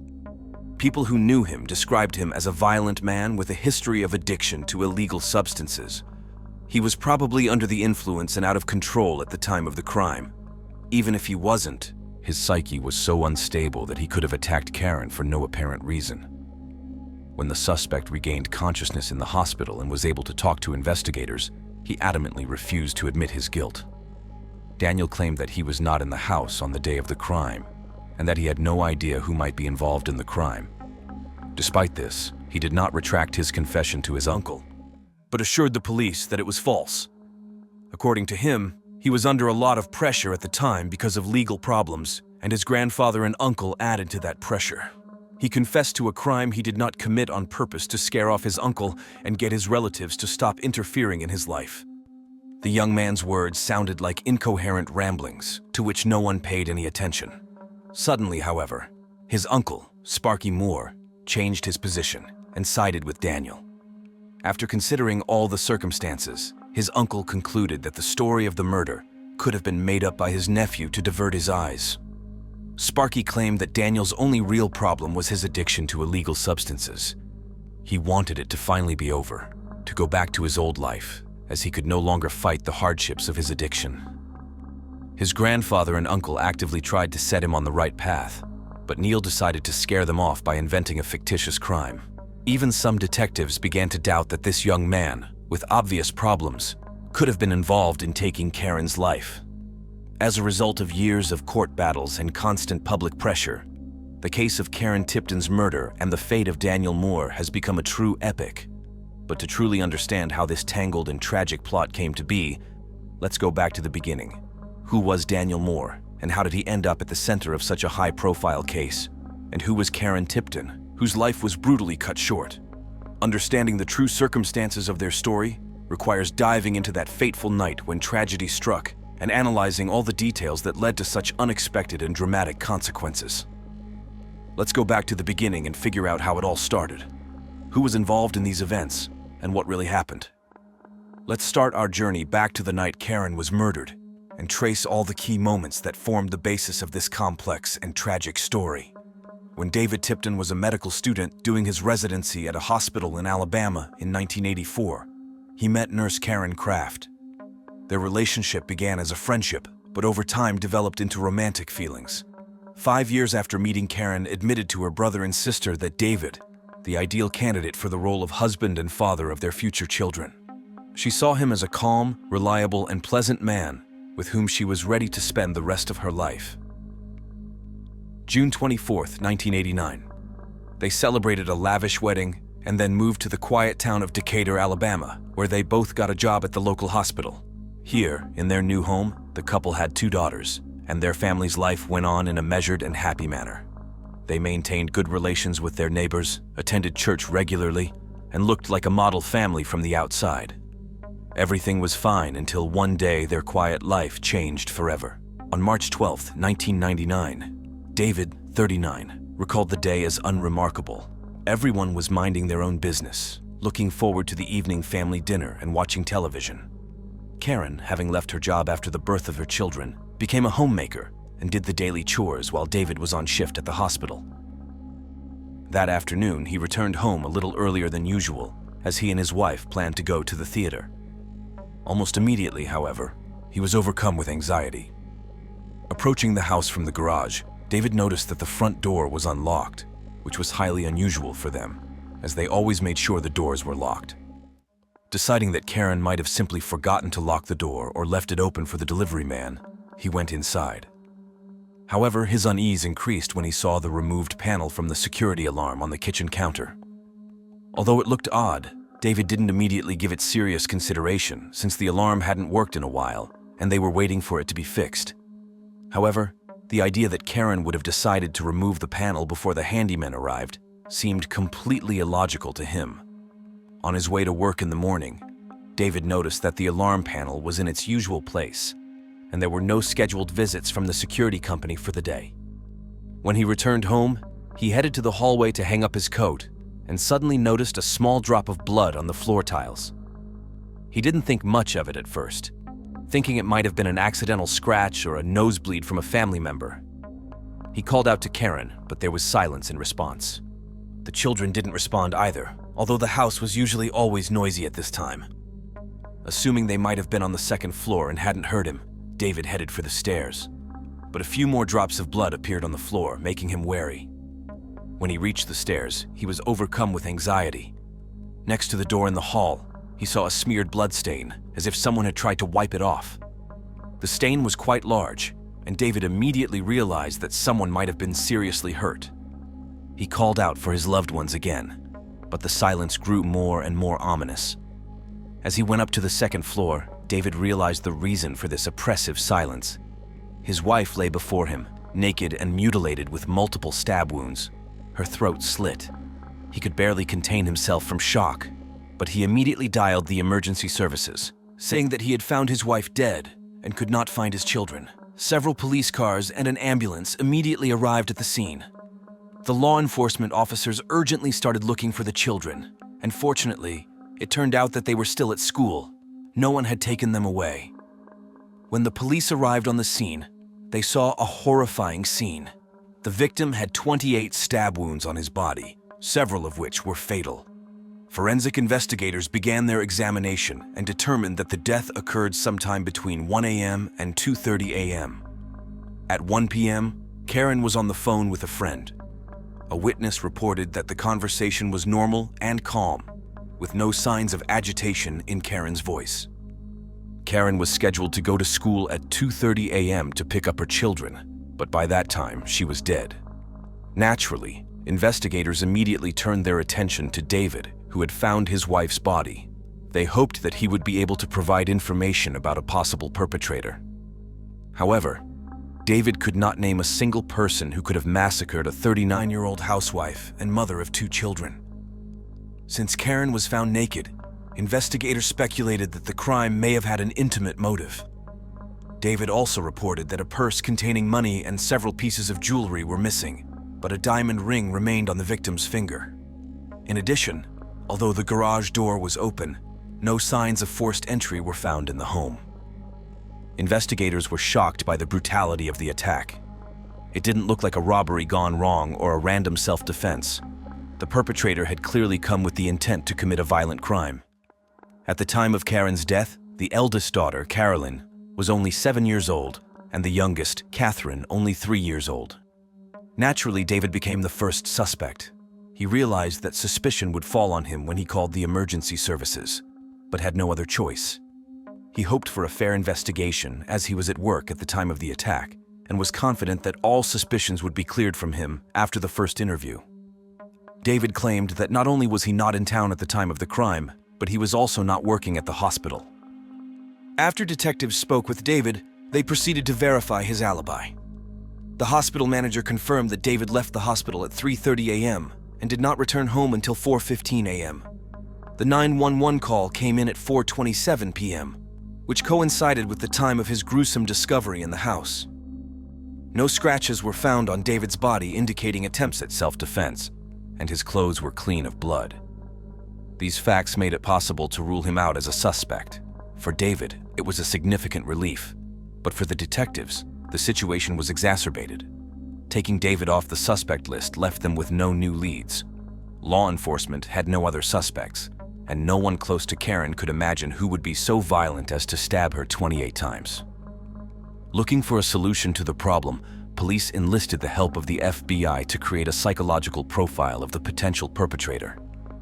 However, despite the efforts of both services, no significant progress was made. Extensive data was compiled and analyzed, formalized in a report of more than 200 pages, which became the basis for further investigations. The whole case was based on circumstantial evidence. No direct evidence against him was ever collected. Several workers who were paving in front of Karen's house on the day of the crime did not see Neil enter the house. No fingerprints were found in the Tipton's garage or in the rooms drenched in blood to link him to the crime. Searches of his apartment, motel room, and automobile also yielded no physical evidence of his presence at the crime scene. Virtually everyone around Daniel was now convinced that he was incapable of such a brutal crime. His older sister and mother insisted that despite his legal and addiction problems, he was a man of conscience and would never raise his hand against a defenseless woman. His addiction to illegal substances began to haunt him from his teenage years, and he was repeatedly prosecuted for this reason. Up until that point, however, Daniel had never been in trouble with the law for violence. He had never even been in a fight. Daniel attributed his suicide attempt to a nervous breakdown. He claimed that he had never thought about killing someone else in his life. The only person he could have pointed a gun at was himself. Under questioning, he lost control of himself, fearing that he might be accused of someone else's crime. He did not really want to die, but was gripped by despair and could not cope with the pressure of the situation. According to him, the police officers put him under a lot of moral pressure during the interrogation, humiliating him in front of his own family. The officers told him he would remain a hardened criminal and addicted to illegal substances, something he eventually began to believe himself. When the cops got out, he found no other way to turn his life around other than to try to kill himself. In retrospect, Daniel admitted that it was the biggest mistake of his life. However, the police had no other suspects and were convinced that he was involved in the crime. In October 2001, Daniel Moore was charged with murder, a capital offense in the state of Alabama. He was represented by an experienced attorney with 30 years of experience who believed in his client's innocence. The attorney believed that the investigation had made a mistake and that the crime was a crime of passion committed by someone close to the victim. In his eyes, David Tipton was a suitable suspect, but the list of possible perpetrators could have been much broader. On November 4th, 2002, Daniel went to trial. The prosecutor's office insisted that they had enough evidence to consider Moore the perpetrator, claiming that the crime was the result of a robbery that had gone awry. However, not everyone who followed the trial was convinced of his guilt. People who knew the accused argued that he was incapable of such a brutal crime. Besides, if money was his goal, he could have chosen a less conspicuous target. A house in the center of the city that was attacked in broad daylight, especially since a traffic office was operating across the street, seemed a highly unsuitable target for a robbery. These facts raised serious concerns among many who followed the case. Perhaps the real culprit was still at large and could continue to commit crimes. The brutality of the crime was too great, even for a man under the influence of illegal substances. The robbery version seemed unlikely, since the perpetrator had no real reason to kill the woman, even if she caught him in the act. An independent expert engaged by the defense argued that the crime was personal. He suggested that such crimes often start with a conversation, escalating into an argument, then a fight, and eventually ending in a stabbing. There were two ways the perpetrator could have gotten into the house. Either Karen let him in herself, or he had a key. Either way, it was someone she knew. The expert also scrutinized the method of dismantling the alarm system and concluded that the method clearly pointed to someone other than the defendant. According to him, a professional alarm system installer would have known how to completely disable the system without removing the keypad or leaving traces. In addition, the expert examined blood traces in the house and concluded that the victim did not initially try to escape, but moved slowly or even stood still. It was only on the second floor, in the bedroom, that she was attacked again. While attempting to escape, Karen received several blows to her back that proved fatal. According to the expert, the key events unfolded on the second floor of the house, in the hallway where Karen was fatally wounded. After her death, the body was moved so that it could not be seen from the first floor. This indicated that the perpetrator was familiar with the layout of the house, perhaps having visited or even lived there frequently. The traces of blood on the second floor had been erased, indicating an attempt to conceal the crime. The expert noted that such behavior is uncharacteristic of a burglar, who usually hurries to leave the scene of a crime to avoid apprehension. The defense argued that Daniel Moore was not necessarily the only possible perpetrator. The prime suspect, they argued, could have been Karen's husband, David Tipton, who was immediately ruled out as a suspect. In court, highway workers who were working nearby on the day of the crime confirmed that they had seen David's pickup truck outside the house at least an hour before the police arrived. The defense put forward the theory that David may have had a motive for the crime: jealousy. It was revealed that in the months before Karen's death, she had been having an affair on the side, which could have caused the tragedy. A neighbor claimed to have repeatedly seen a light-colored pickup truck parked outside the house, indicating frequent visits. In addition, David himself admitted at trial that a few weeks before the tragedy, his best friend Mike had sent Karen an email suggesting a temporary partner swap. This badly hurt David, who was resentful of both Mike and his wife allegedly meeting in secret. Karen, for her part, may not have been happy with her husband. On the day of his death, she used his computer and found that the hard drive was almost completely filled with specific adult movies, which may have shocked and angered her. Arguably, upon returning home, David may have had a conflict with his wife that escalated into tragedy. However, David vehemently denied involvement, insisting that despite the problems in the relationship, he loved Karen and would never hurt her. He believed that the lawyer's attempts to place the blame on him were manipulation and lies. Besides, his alibi was indisputable. The prosecutor's office, for their part, argued that they had enough circumstantial evidence to convict Daniel. The main focus was on two hairs found in the bedroom that looked like Daniel's hair. While standard DNA tests did not yield an accurate result, a simplified testing technique was used, less accurate but able to exclude 99.8% of the population, leaving a few hundred or even thousands of potential owners. The prosecutor's office claimed that Daniel Moore was the only one of this circle of suspects who had the means, motive, and opportunity to commit the murder. In February 2003, Daniel Moore began serving his sentence on death row at the Alabama Correctional Institution after being found guilty of premeditated murder on January 23rd and sentenced to death by injection. However, his fight for life was just beginning. An attorney immediately took on the job, and shortly after the sentencing, a new witness came forward. It turned out that Pam, a neighbor of the Tipton family, claimed to have seen Karen at the mailbox of the house around 3:30 p.m. She claimed that she called the police immediately afterward upon learning of Karen's death, but her message apparently got lost and was not recorded. Law enforcement officials confirmed that there was no record of the call. The prosecution believed the neighbor's testimony was not included in the case because of a possible timing error. The forensic examiner stated that at 3:30 a.m., Karen was already dead. If she had been alive, she could have left to pick up the children, making the neighbor's testimony questionable. The lawyer, on the other hand, was certain that the neighbor's testimony could not have disappeared by accident, since it clearly did not match the investigator's version of the story. This led him to believe that the prosecution had withheld some of the evidence from the beginning. A motion for a new trial was soon filed, which fundamentally changed Daniel's fate. The defense attorney discovered a 245-page FBI crime report on Karen Tipton. The prosecutor's office had previously denied the existence of this report, which turned out to be false. The document mentioned Karen's double life, including numerous extramarital affairs, which may have provided motivation for David and her lovers. This new information indicated that there were other possible suspects who were free to enter the house and commit the murder. David Tipton protested these claims, calling them hearsay rather than actual evidence. Some jurors began to question the fairness of the guilty verdict, a view shared by the sentencing judge. The judge accused the prosecutor and his assistant of deliberately withholding evidence, leading to the conviction of an innocent man. As a result of this unjust ruling, the judge signed the document that freed Daniel from death row in 2005. After years of struggle and litigation, Daniel Moore was once again in the spotlight of the law in 2011. This time, he was charged with burglary. A guilty plea resulted in 8 years in prison. When Moore was released from prison, questions about his true culpability in the murder of Karen Tipton remained unanswered.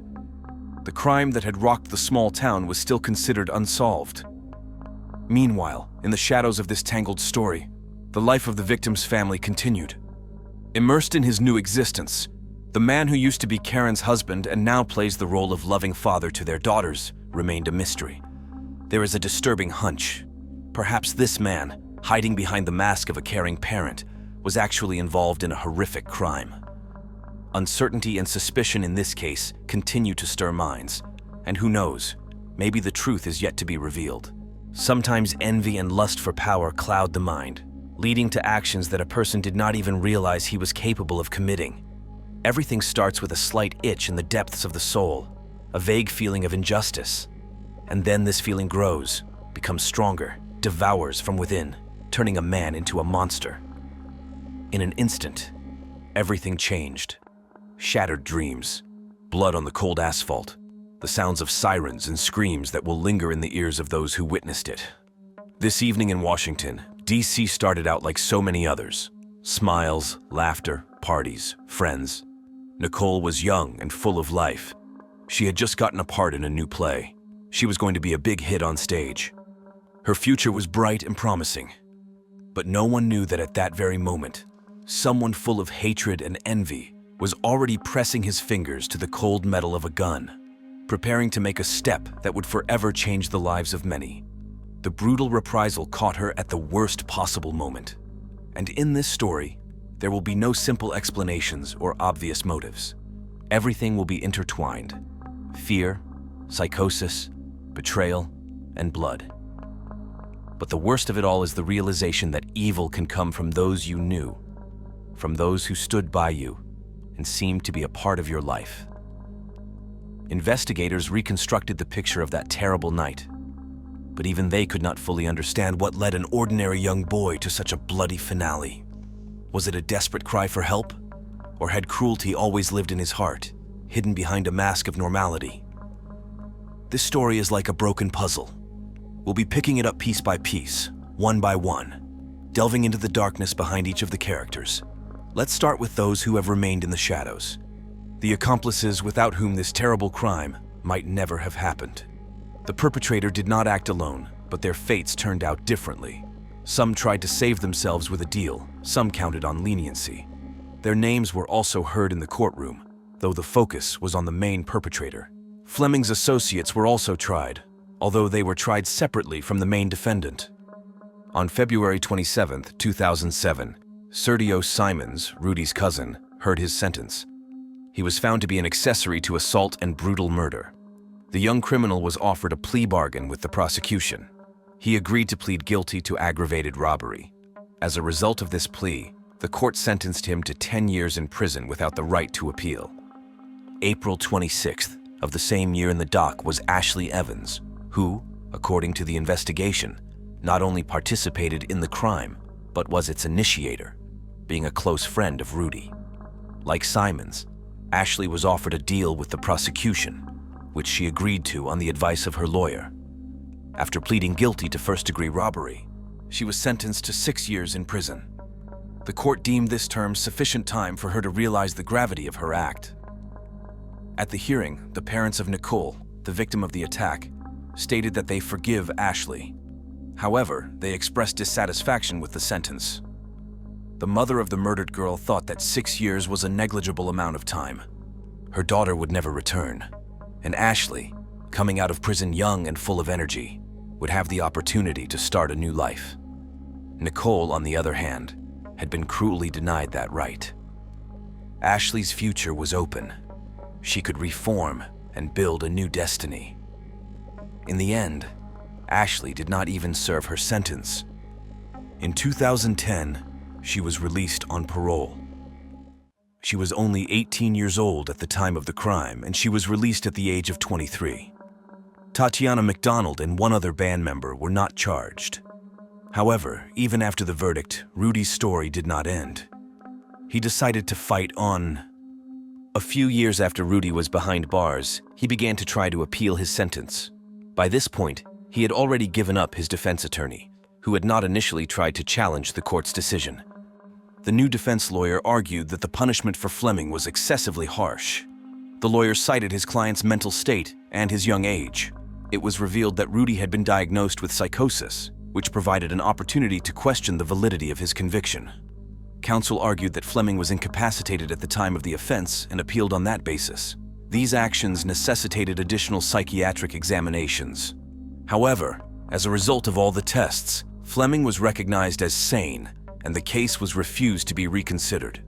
The court concluded that Rudy was aware of his actions, and the attack on a group of young people was caused by his cruelty and hatred. His bloodlust made him a danger to society from the start, and he deserved a life sentence. The defense lawyer did not stop there and appealed again. The court assembled a panel to evaluate the offender's mental state based on numerous reports from psychiatrists. Evidence was reviewed that showed Rudy had faked and exaggerated the symptoms of his mental illness in an attempt to mislead doctors. He hoped to be found insane to avoid punishment. His mental state had been tested before he was sentenced, and Rudy had previously been found sane. Attempts to deceive the psychiatrists by telling ridiculous stories about imaginary creatures were unsuccessful. All of these were considered lies. Fleming's low level of intelligence only added to the ridiculousness of his attempts to evade responsibility. The perpetrator never realized his guilt, never repented, and only tried to get leniency through false statements. When it became clear that his tricks would not work, he argued that there was insufficient evidence against him. However, these arguments were easily refuted. The investigation provided irrefutable evidence of his guilt.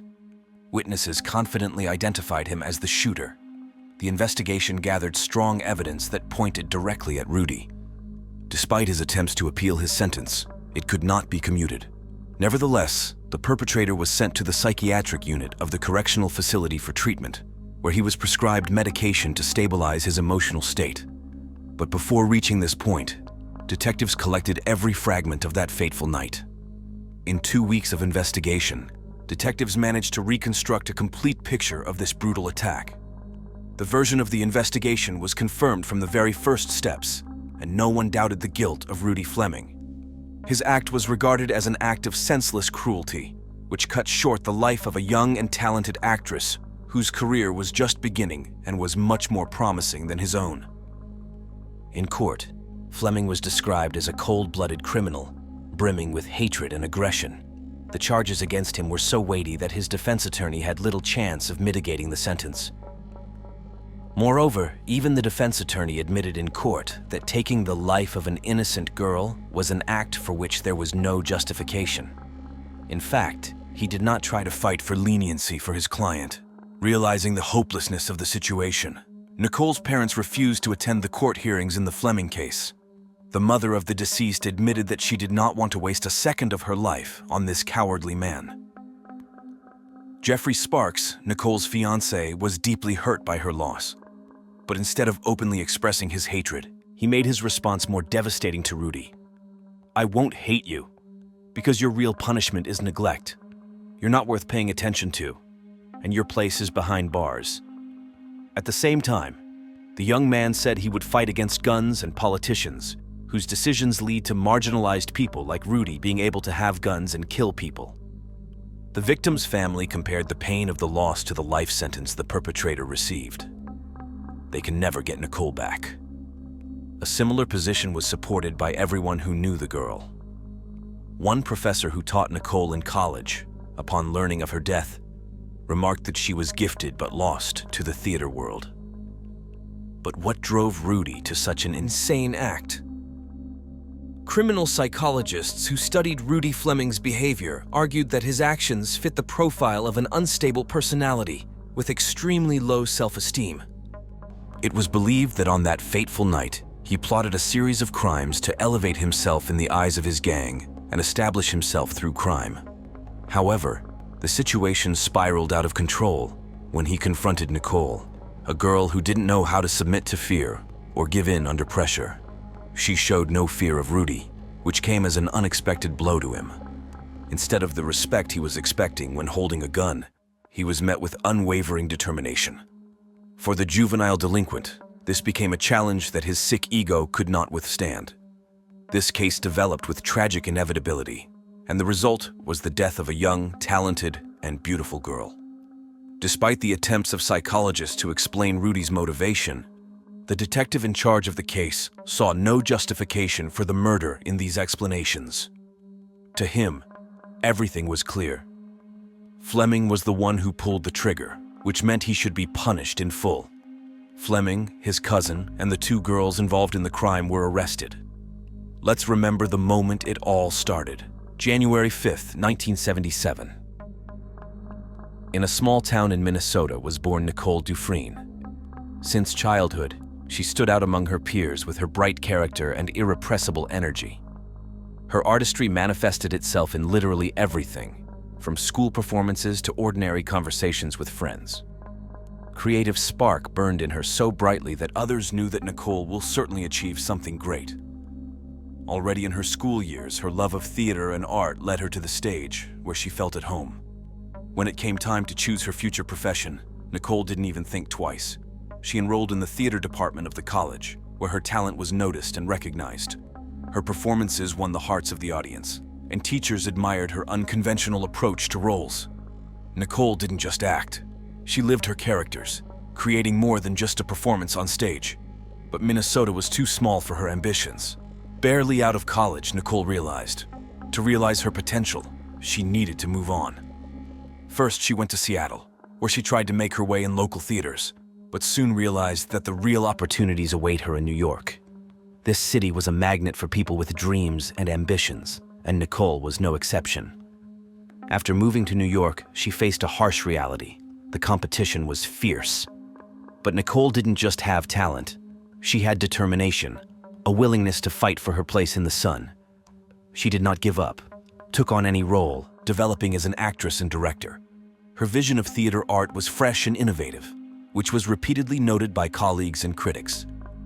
It was here on the streets of this city that she began to build her career, moving closer to her dream.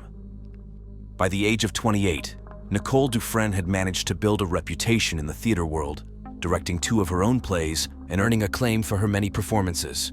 Critics unanimously praised her for her ability to handle any challenge, noting her composure and grace in handling the most difficult situations. Nicole was a master of finding the right words at the right moment and was confident in any company. Her friends admired her charm and sharp mind, which made her the center of attention in any situation. However, despite the external achievements, fate was preparing for Nicole a test, with which she could not cope with the usual methods. Moving to New York not only brought Nicole career success, but also became a turning point in her personal life. At the time of those events, she was engaged to Jeffrey Sparks, one of her close friends, who was also beginning his journey in the acting career. Initially, their relationship was friendly, but over time, it turned into romantic feelings, and the couple decided to tie themselves in marriage, starting to prepare for the wedding. However, despite her personal and career successes, Nicole faced financial difficulties. Living in New York was expensive, and to support herself, she had to work part-time as a bartender in Manhattan. She had recently gotten a job at a prestigious bar, which allowed her to partially solve her financial problems. Nicole spent her days on vacation, her nights at the bar, and her evenings on stage. Her night job seemed like a normal part of city life, and she could not have guessed that this would be the beginning of her tragic fate. On January 27, 2005, Nicole Dufresne, her fiancé Jeffrey Sparks, and two of their friends decided to spend an evening on the night streets of Manhattan. They began with a visit to the bar where Nicole had been working for the past few months. After they had a few drinks, the company went outside to take a stroll around the city at night. When the young people left the bar around 3 a.m., they noticed a group of strangers. Despite their somewhat rowdy behavior, they were not out of line with decorum. On the street, after only a few dozen meters, the company encountered a group of young men, among whom were potential criminals. Jeffrey, wanting to avoid conflict, tried to pass by, but his attempt to avoid trouble turned tragic. One of the assailants struck him on the temple with a revolver, and Jeffrey fell, bleeding from the wound. At that moment, one of the robbers pulled out a gun and pointed it at Nicole, demanding her purse. Nicole, with her self-defense skills, was confident in her ability to protect herself and her friends. She tried to resolve the situation with words, and when that didn't work, forcefully shoved her attacker. But her confidence that diplomacy could solve any problem proved futile that night. Nicole didn't provoke aggression, but her confidence was ineffective against guns. The gun-wielding robbers weren't going to stop at threats. Being unprepared for the attack and lacking any real defense made her attempts at resistance futile. Tragedy was inevitable, and nothing could prevent it. 19-year-old Rudy Fleming was the leader of the gang and carried a gun. With his dark thoughts, he planned not just a robbery, but something more terrible. That night, he and his accomplices wanted to cash in on their victims. However, the behavior of Nicole, who dared to stand up to the armed robbers, made him furious and indignant. Although Rudy got what he wanted in the form of valuables, his evil intentions went beyond mere robbery. In a fit of rage, he shot Nicole in the chest, unwilling to forgive her bravery. After that, the attackers quickly fled the scene. Nicole's friends stayed with her, desperately trying to help and support her in her final moments. The girl was bleeding, and her breathing was becoming more and more intermittent. After a few minutes, she lost consciousness. The ambulance and police arrived on the scene shortly after the call, but unfortunately by this time, 28-year-old Nicole was already dead. An autopsy revealed that the wounds had damaged vital organs, and she died from blood loss before rescue workers arrived. Detectives immediately began interviewing witnesses, including employees of the bar where Nicole was spending the evening. Bartenders and patrons confirmed that Nicole's group was acting peacefully and not in conflict with others. Police were able to gather an accurate description of the perpetrators and soon apprehended all of the teens involved in the attack. The offenders ranged in age from 14 to 19 years old. Although none of them denied involvement in the robbery, their testimonies varied greatly, and none wanted to take responsibility for the murder. Despite the contradictions in their testimonies, detectives were able to reconstruct a rough picture of the events of that terrible night. The group of criminals, consisting of 5 boys and 2 girls, was active throughout the night. As the police found out, they were not limited to one robbery. Shortly before the attack on Nicole, the gang had already committed a robbery near the subway station, taking away a man's leather jacket and wallet. They then tried to attack a girl in the same neighborhood, but she managed to escape and avoid injury.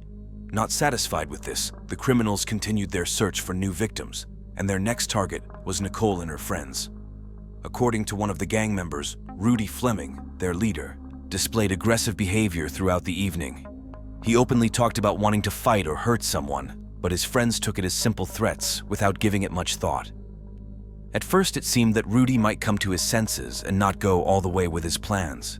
He simply demanded money from his new victims while holding a Taurus revolver pointed downward to increase his intimidation. Despite Rudy's use of firearms, gang members claimed they were unaware of it. According to them, Rudy had not displayed a weapon during previous robberies and had not threatened anyone until he confronted Nicole and her friends who were returning home from a bar. It later turned out that Rudy had intended to kill everyone on the spot. His accomplices confirmed that Rudy had informed them of his intention after the attack. Fortunately, however, their actions were partially contained and the other victims survived. When Jeffrey Sparks was injured, Rudy's cousin, Servio Simons, tried to defuse the situation. He urged the victims not to resist and to simply hand over the money, thus hoping to prevent further crime. Rudy Fleming then managed to take possession of Nicole's purse and another girl's cell phone. He passed these items on to his gang mates Ashley Evans and Tatiana McDonald. At the time of the incident, Ashley had just turned 18, while Tatiana, a middle school student, was only 14 years old. Nicole, despite her own condition, tried to render aid to her lover, Jeffrey Sparks, who was injured, but thankfully not seriously. Jeffrey said they needed to leave, and he and Nicole headed in the opposite direction down the street they had come. Mary Jane followed them. However, when Nicole tried to leave the scene, Rudy Fleming intervened again. This set off a storm of emotions for Nicole. According to the teen's testimony, Nicole walked right up to Rudy and, looking him straight in the eye, yelled, "What's next? Are you going to shoot us?" In response to her aggressive behavior, Rudy shoved her in the chest and Nicole stepped back, but then approached him again. Perceiving her actions as a threat, Rudy pushed her away again. When Nicole did not retreat afterward, he shot her in the chest. The bullet went through and through, causing Nicole injuries incompatible with life. Nicole's companions denied this version of events. They claimed that Nicole was not aggressive and her actions did not provoke the shooting in any way. After Jeffrey and his friend heard the gunshot, they rushed to Nicole, who was lying on the pavement in a pool of blood forming. Within minutes, she died from blood loss, while in the arms of her loved ones.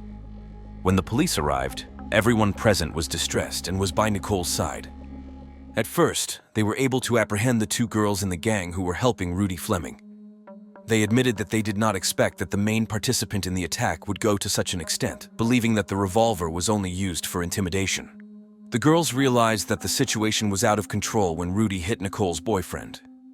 However, further investigation revealed that the girls were not as harmless as they seemed at first glance.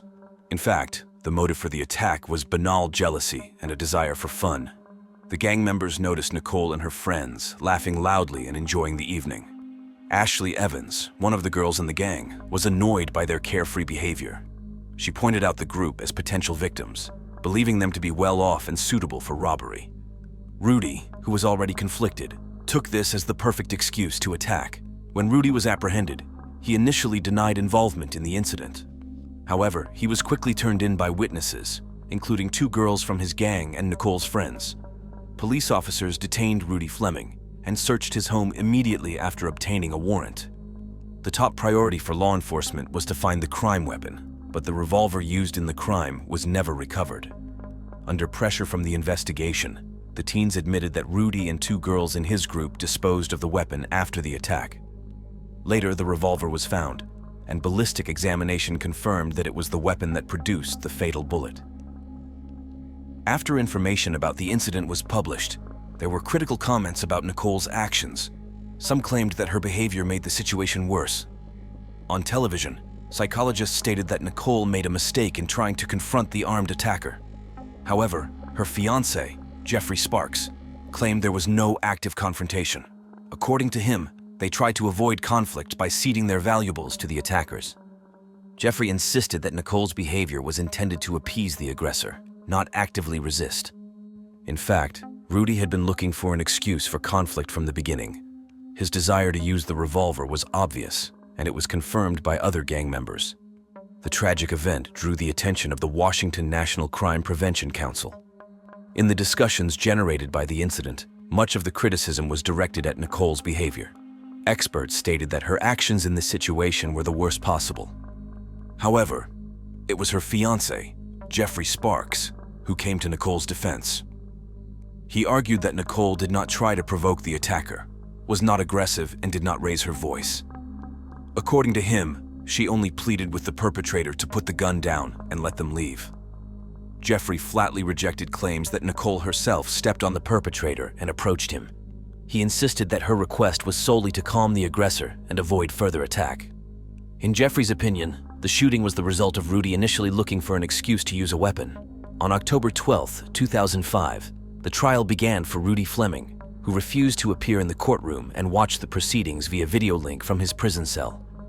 He was charged with murder, robbery, attempted robbery, and illegal possession of a weapon. On the murder charge, the maximum penalty was life imprisonment without the possibility of parole. The court, given the severity of the crimes and the public outcry, decided to go beyond that punishment. As a result, Rudy Fleming was sentenced to life imprisonment without parole, with an additional 30 years in prison for related offenses.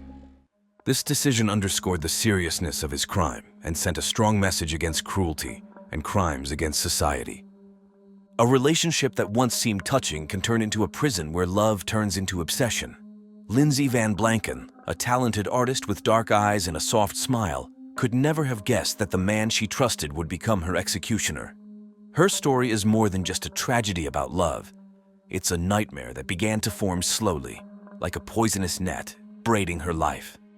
It began with the usual arguments, jealousy, and William's attempts to control Lindsay's every move. He couldn't stand the fact that she was trying to break free. Behind the blind obsession lurked something darker, the fear that she might be gone forever, and that fear soon turned into a lust for total control. When Lindsay disappeared, no one knew she was about to die at the hands of the man who swore he loved her. The police found her body in the basement, hidden amongst old junk, like a useless toy they decided to do away with. And the deeper the detectives dug, the more gruesome details came to the surface. William was not just a murderer, he was a cold-blooded manipulator whose sick love had drawn Lindsay into a death trap. It would be a long time before the investigation could put the pieces of this bloody puzzle together. But what drove William to kill? Was it a plan or a random flash of madness? Could it have been the voices in his head that whispered those gruesome orders to him? Answers slowly surfaced, but each new piece of evidence only served to confuse the case further. In 2016, the victim's backpack was found buried in an abandoned construction site a short walk from where the victim was found. Buried in the backpack were items with 40 bone fragments. Inside the backpack were a cell phone, credit card, and missing shoes. Most of the bones found belonged to animals, but 12 of them turned out to be human. Forensic scientists found that these bones originally belonged to bodies that were used to train medics. It is still unclear whether Will collected them because of his own strange predilections, and then just decided to get rid of them in order not to arouse additional suspicion from the police, or whether he conducted some kind of ritual under the influence of the voices in his head. However, it didn't end there. When questioned at the police station, Will told detectives that he had lost the gym bag before the victim went missing. He suggested that someone might have used the bag to frame him. However, no one believed this, and he did not appear to have a valid motive for the murder. Investigators then took the suspect to the basement where the body was found. They hoped that this place would arouse guilt in him, and he would confess to the crime. However, the guy surprisingly did not show any emotion. Apparently, the calculation of the police worked, because soon the criminal did crack. He said that shortly before Lindsay's disappearance, he began to hear voices in his head, which ordered him to get rid of his beloved. By May 2004, detectives had gathered enough evidence to arrest and charge William with murder. By this point, even more evidence had been obtained. One of Will's friends handed over Lindsay's second diary, which he had taken into safekeeping before Will was committed to a mental institution. Also providing valuable information was the perpetrator's father. He said that when he first watched the report on Lindsay's disappearance with his son, he admitted that he had lost his gym bag, although the news did not mention it. This struck the father as odd and caused him to think that Will had begun to build his defense strategy. In early November 2005, the case went to trial. It was decided that some of the evidence should not be shown to the jury, which led to arguments about which evidence should be excluded. For this reason, the hearing was stopped and rescheduled. The backpack is found, which means things aren't over yet. At this point, all the evidence once again leads to the main suspect, The prosecutor's office insisted that it was a cold-blooded and premeditated murder. An important piece of evidence was William's actions before the tragedy. He could not accept the breakup with Lindsay and began to stalk her. Evidence of his intimidation emerged in correspondence, and Lindsay's colleagues confirmed that they had had a serious argument a few hours before her disappearance. The investigation revealed that the crime scene, the basement, was not chosen at random. The couple had often spent time there before Lindsay started dating Brandon. This familiar place probably became a trap for the girl, where William lured her again. On the body of the criminal were found characteristic signs of struggle. His former lover desperately resisted before he finally got the upper hand. The cold-blooded criminal used cable ties to strangle Lindsay and then hid her body in a gym bag. He dumped the bag in the basement and covered it with old furniture and junk, counting on no one noticing what had happened. The worst part is that after all this, William did not change his behavior. That same evening, he calmly performed at a music concert, playing the cello as if nothing had happened. Not the slightest sign of regret, as if life continued as normal for him. Even though a lot of evidence had been gathered against William, prosecutors still had doubts whether they could convince the jury to the end. However, in December 2005, the jury reached a verdict. William was convicted, and for many, it meant the end of a horrifying story. But in reality, it was just the beginning of a new chapter, one that was more gruesome and unpredictable. Will was the first to provide information about Lindsay the night she didn't come home, and immediately aroused the suspicions of relatives. According to him, they met by chance at the train station and walked part of the way together just talking. The former lovers allegedly had a nice chat and parted outside a pub near Lindsay's home. He then left and never saw her again. However, during the conversation, Will suddenly began to justify himself, saying that he did not kill Lindsay, which sounded strange, as no one accused him of anything, because at that time no one even thought about the death of the girl. This alerted Lindsay's sister, who just wanted to know if he had any information. After this conversation, the relatives immediately went to the police and shared their suspicions. Detectives decided to question Will. On November 26, 2003, he was taken to the police station where he repeated the same story that he had told his sister Lindsay. The police asked Will to provide DNA samples, fingerprints, and allowed him to be examined for injuries. He agreed voluntarily. The police found scratches on his arms and chest, to which Will explained that those marks were left by his pets, rats he kept in his room by the dozens. He also mentioned that he had recently fallen off a skateboard. Despite these excuses, the detectives grew suspicious of his involvement in Lindsay's disappearance, as the scratches could have been the result of a struggle with a victim who resisted. However, at that point there was no hard evidence or testimony against Will, so he was released. By this point, the search operation had been going on for several days. Divers surveyed local bodies of water, volunteers scoured parks and forests. Lindsay's disappearance was all over the news, with images and descriptions of her posted all over the city. Police were reviewing surveillance footage of Lindsay's route home in an attempt to find any trace of her. At the same time, law enforcement officials interviewed anyone who knew the girl. Thus, they came to one of her colleagues, whose name was not disclosed for security reasons. He said that that day, after finishing work, he saw a young man he did not know meet Lindsay on the street.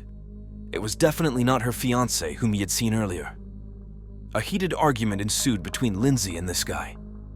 After the horrifying discovery in 2016, it seemed like the Lindsay Van Blanken case would forever be remembered as an example of cold and calculated crime. But every criminal isn't just a crime. It's a story that begins long before the fateful denouement. To understand what led to this tragedy, we need to go back to the very beginning, to the relationship that at first seemed like ordinary love and then turned into a deadly game. Let's step back and get to know Lindsay and William. How did their paths cross? What caused their relationship to go beyond the boundaries of normalcy and ultimately lead to a horrifying tragedy? Let's find out how these two destinies intertwined and how a simple love turned into a deadly obsession. In 1985, Lindsay Van Blanken was born in Sydney, New South Wales, Australia. Her parents' names were Ron and Cynthia. They already had an older daughter, Louise, and there was a warm atmosphere in family life. Lindsay stood out from early childhood for her shyness, kindness, and innate artistry.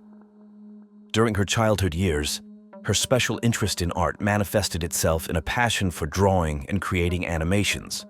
Lindsay had her own art journal, where she was constantly sketching new characters and ideas that sprang from her imagination.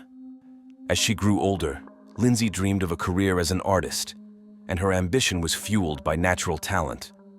However, while she was still in middle school, her parents' marital happiness began to crack at the seams. Divorce became inevitable, and the children were left to live with their mother. Despite the changes in the family, Lindsay and her sister Louise continued to keep in touch with their father. In April 2001, Lindsay's life underwent a new change. Her mother, Cynthia, remarried, this time to a man named David. He immediately found a common language with the children, showing friendliness and calmness. On the day of the wedding, Lindsay was 16 years old, and she supported her mother's decision, happily accepting the new member of the family. It was at this wedding that Lindsay met William Garrett Matheson. He was a few years older than her and came to the event as a member of the string orchestra. William was a cello virtuoso, and his skill immediately caught young Lindsay's attention. After an admiring conversation at the wedding and meeting Lindsay's best friend, Jocelyn, a spark developed between the two. The evening ended with them exchanging phone numbers. From that point on, Lindsay and William began actively communicating online and then began spending time together. Their relationship developed rapidly, especially due to the fact that they lived not far from each other. Lindsay and her family lived in the Sydney suburb of Queen's Park, just 10 minutes away from William's home where he lived with his parents. The relationship between Lindsay and William, which began as a friendship, quickly developed into a romantic connection. Initially, Lindsay preferred to hide her feelings from her family because William was unusual and dressed extravagantly, which caused her a certain embarrassment. However, over time, she admitted to her parents that she was dating him. Despite the fact that William was a few years older than her, Lindsay didn't let that get in the way of her feelings. Her first love ignited in her heart and completely consumed her. Caring parents began to notice a change in their daughter's behavior. Lindsay, who used to be quiet and homely, now often disappeared in the late evenings to spend time with William. These late-night visits, which sometimes lasted into the morning, were a noticeable change in her behavior.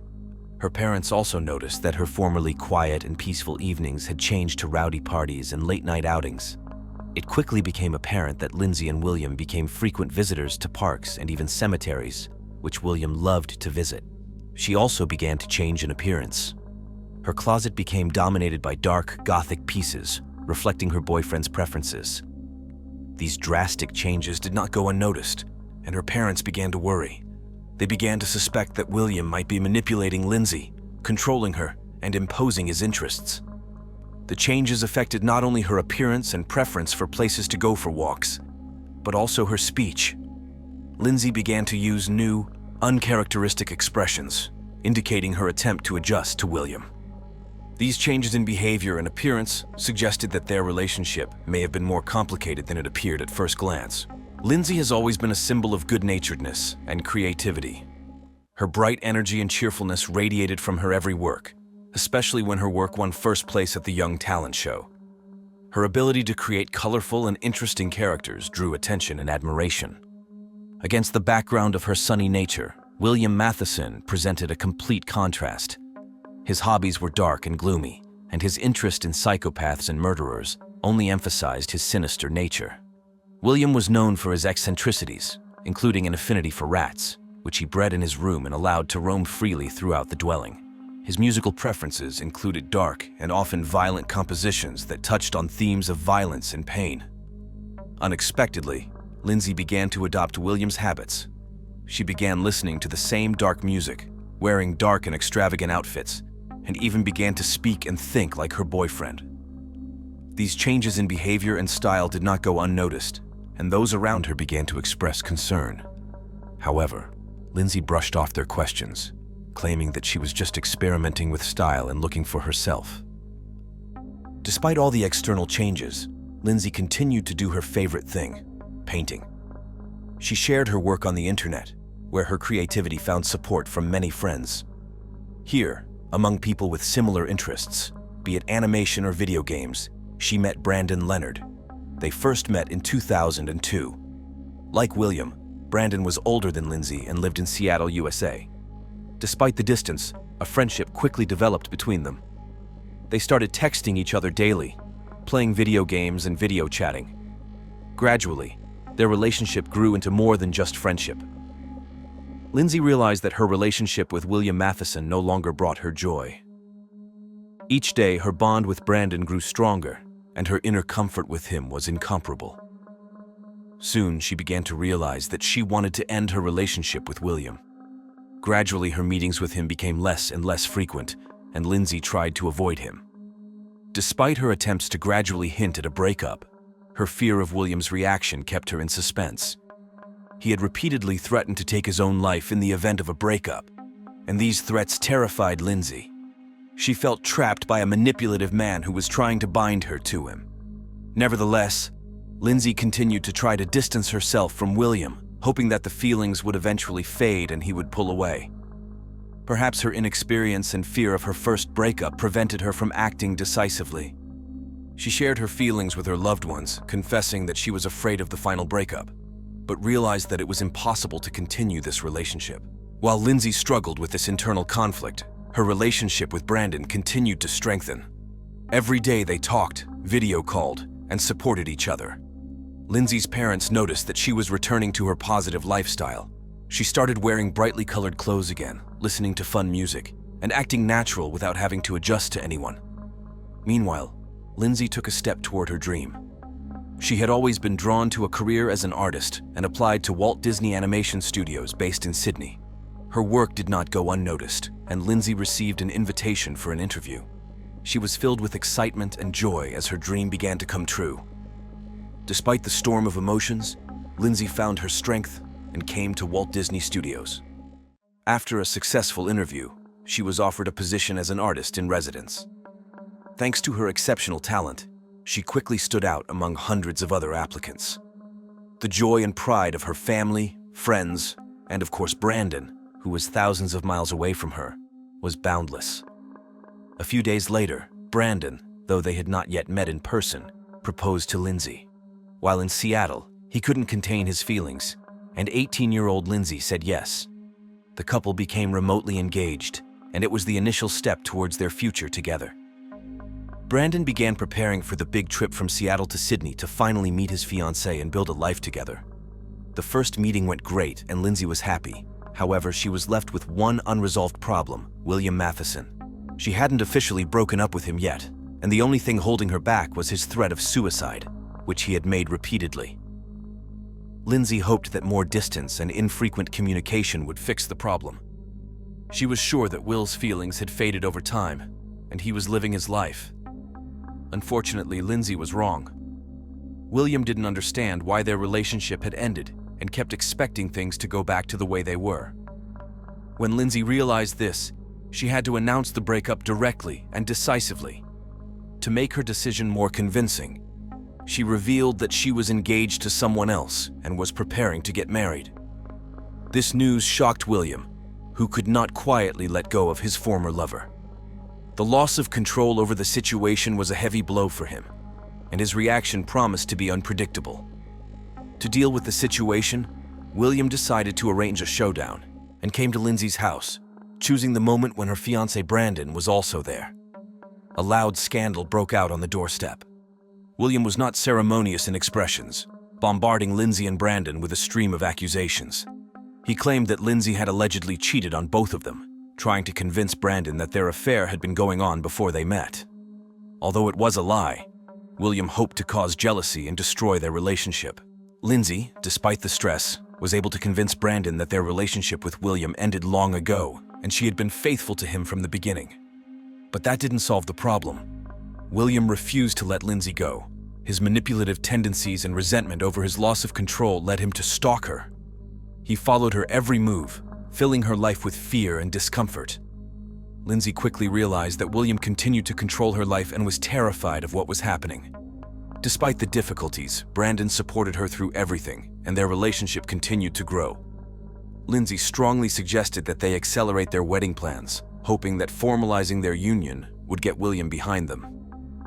The couple decided that the best way to get away from the stalker was to move to the United States to join Brandon's family. There, on the new continent, William would not be able to find them. They began to prepare for the move and planned a trip to Seattle for Christmas. Lindsay was nervous about meeting Brandon's family, but was determined to start a new life and put the past behind her. Unfortunately, the happy dream of a new life was shattered by a fateful accident. Just a month before Christmas, on November 24th, 2003, 18-year-old artist Lindsay went missing. It happened after finishing her workday at an animation studio. Lindsay left the studio at 5:30 p.m., intending to return home on the train that took her daily to Bondi Junction Station in Sydney. From there, she usually walked to her home in Queen's Park. That evening, however, Lindsay never returned. Brandon was in deep distress. He repeatedly tried to call Lindsay and sent her messages, but received no response. Soon, his concern compelled him to contact Lindsay's parents. Cynthia and her stepfather, David, began to panic, but at first they hoped Lindsay was just late for work. It wasn't until the next morning that they decided to go to the police. Brandon spent the night waiting for Lindsay to return and explain her disappearance with a delay, but it didn't happen. On the morning of November 25th, 2003, Brandon went to the police station and reported Lindsay missing. Investigators contacted her family, who confirmed that this behavior was completely uncharacteristic of Lindsay. She never stayed at work unannounced and always called if something was going wrong. The detectives on the case quickly learned of Lindsay's difficult breakup with her ex-boyfriend, which increased the risk and indicated a possible threat. It was therefore decided to find the missing person as quickly as possible.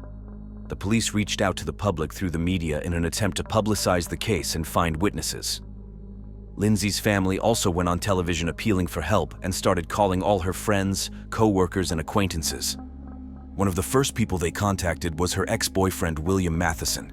Hours after Lindsay's disappearance, police officers discovered that the last person to see her was a suspicious stranger. To determine his identity, law enforcement showed William's photo to her co-workers. His appearance left no doubt, and he was quickly recognized. This increased the suspicion against him, but there was still no concrete evidence against him. 2 weeks passed, and hopes of finding Lindsay alive were fading fast. Detectives' attention focused on her ex-boyfriend.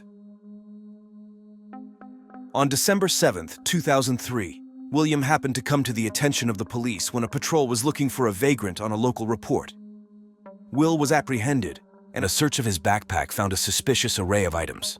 Lots of food tape, latex gloves, several bottles of disinfectants, candles, 2 knives, scissors, and some water he called holy. Police officers were disturbed by the finds and tried to find out what William planned to do with the items. According to him, he was going to have a picnic in a local park. But why would he bring cleaning supplies, knives, and other items if the purpose of the visit was to relax in nature? Will's answer sounded strange and illogical. The patrol did not arrest him, but checked his name in the database and learned of his possible involvement in Lindsay's disappearance.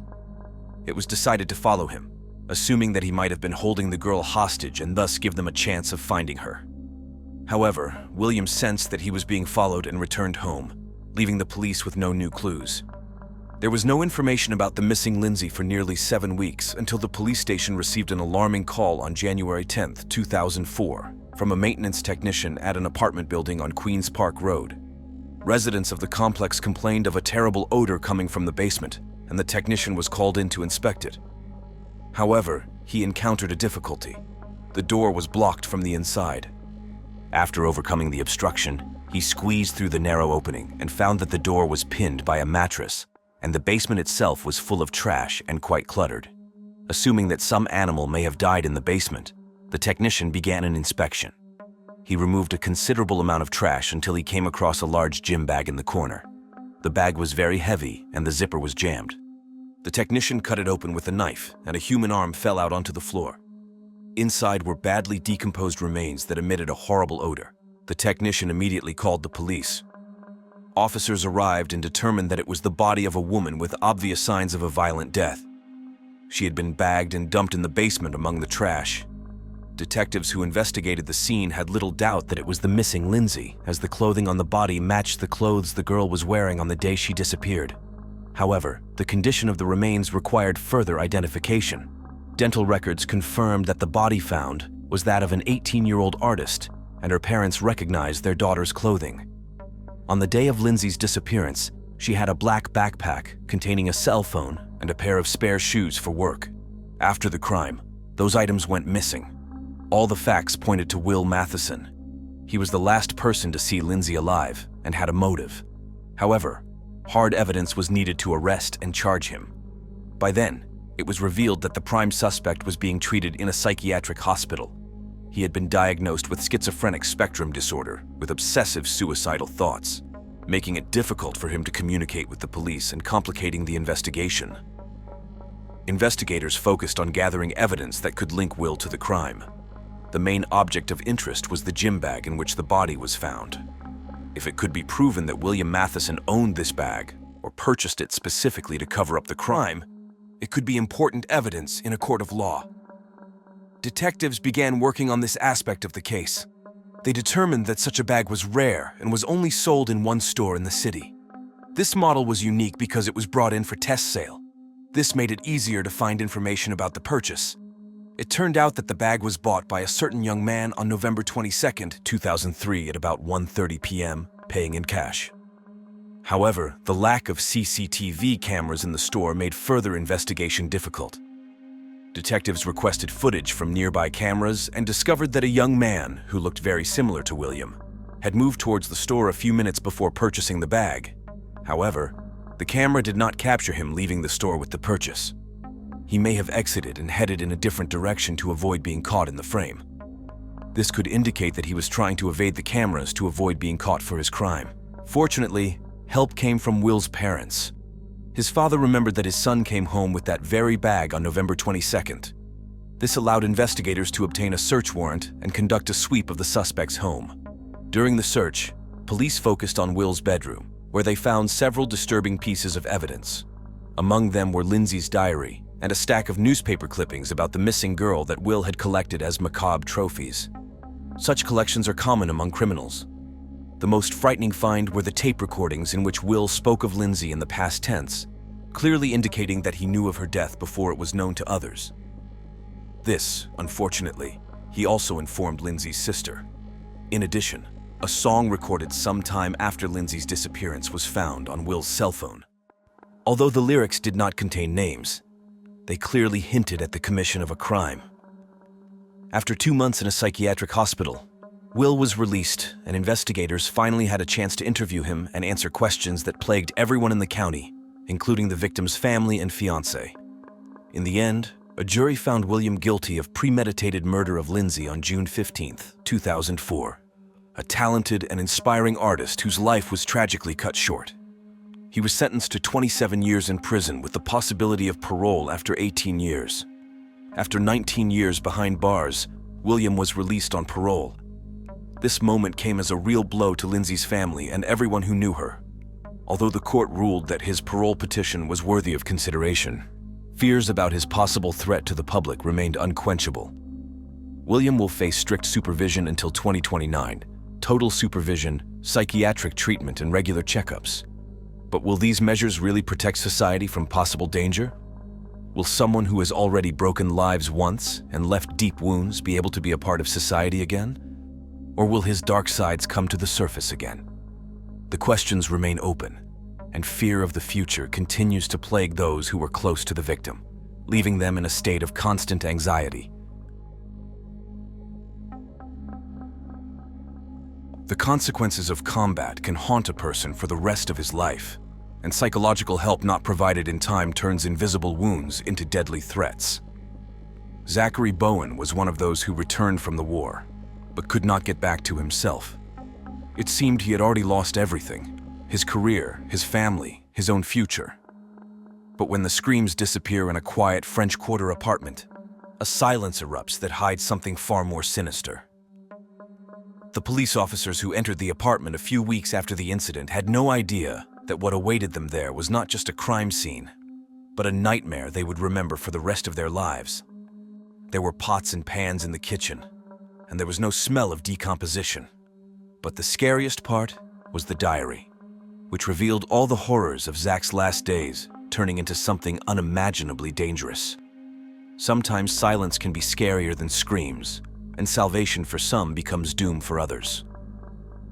12 days after Eddie's murder, Zach walked into a local bar in the French Quarter, ordered a few drinks, and then climbed to the roof of the establishment. The bartenders were worried that he wasn't going to pay for the drinks, and their fears were confirmed Just minutes later, Zach jumped off the roof headfirst and crashed to his death. Law enforcement officers who arrived on the scene found a note in the young man's pocket. A loud bang, and it was over. Or maybe that's when it all started. That's what the police thought as they looked at the note in his blood-soaked hand. And somewhere in the pages of the diary, everything was already predetermined. A real shock awaited the law enforcement officers in the apartment. The first thing the police noticed was the low temperature in the apartment and the lack of odor. It was like a refrigerator inside. There was no odor of body decomposition, and there was no trace of blood in the bathroom. But a horrible discovery awaited them in the kitchen. They also found a diary detailing all the actions and thoughts that visited the head of the distraught young man in the last days of his life. By his admission, the girl's body began to smell even worse with each passing day. This case shocked the whole of New Orleans. People were shocked at how the real heroes rebuilding the ruins after Hurricane Katrina became a killer and a victim. The details of the crime were staggering. Forensic experts analyzed everything that happened and came to the conclusion that Zach was distraught from a number of factors. He was unable to recover from post-traumatic stress disorder, which was only exacerbated by alcohol and illegal substances. Zach blamed himself for all of life's failures. He was unable to build a career, connect with his children, lost his spouse, lost his friends, and then killed his girlfriend. He was under the constant pressure of circumstances that pressed down on him with an insurmountable weight that he could not tell anyone about.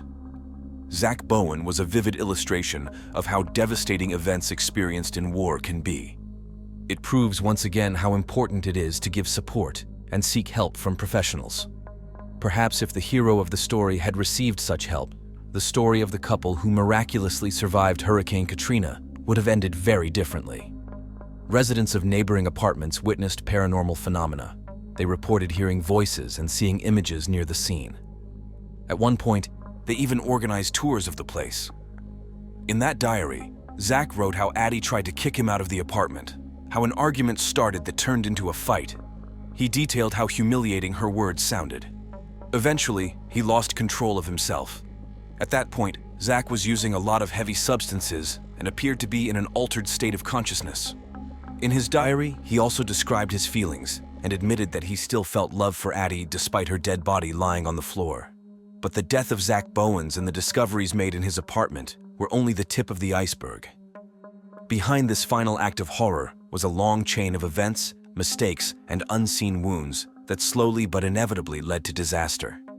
This is the story of how one man, lost in his demons, crossed the line and dragged others down into the abyss. Let us now find out what really happened. What made this once valiant soldier and hero become a killer? How did an ordinary relationship turn into a nightmare?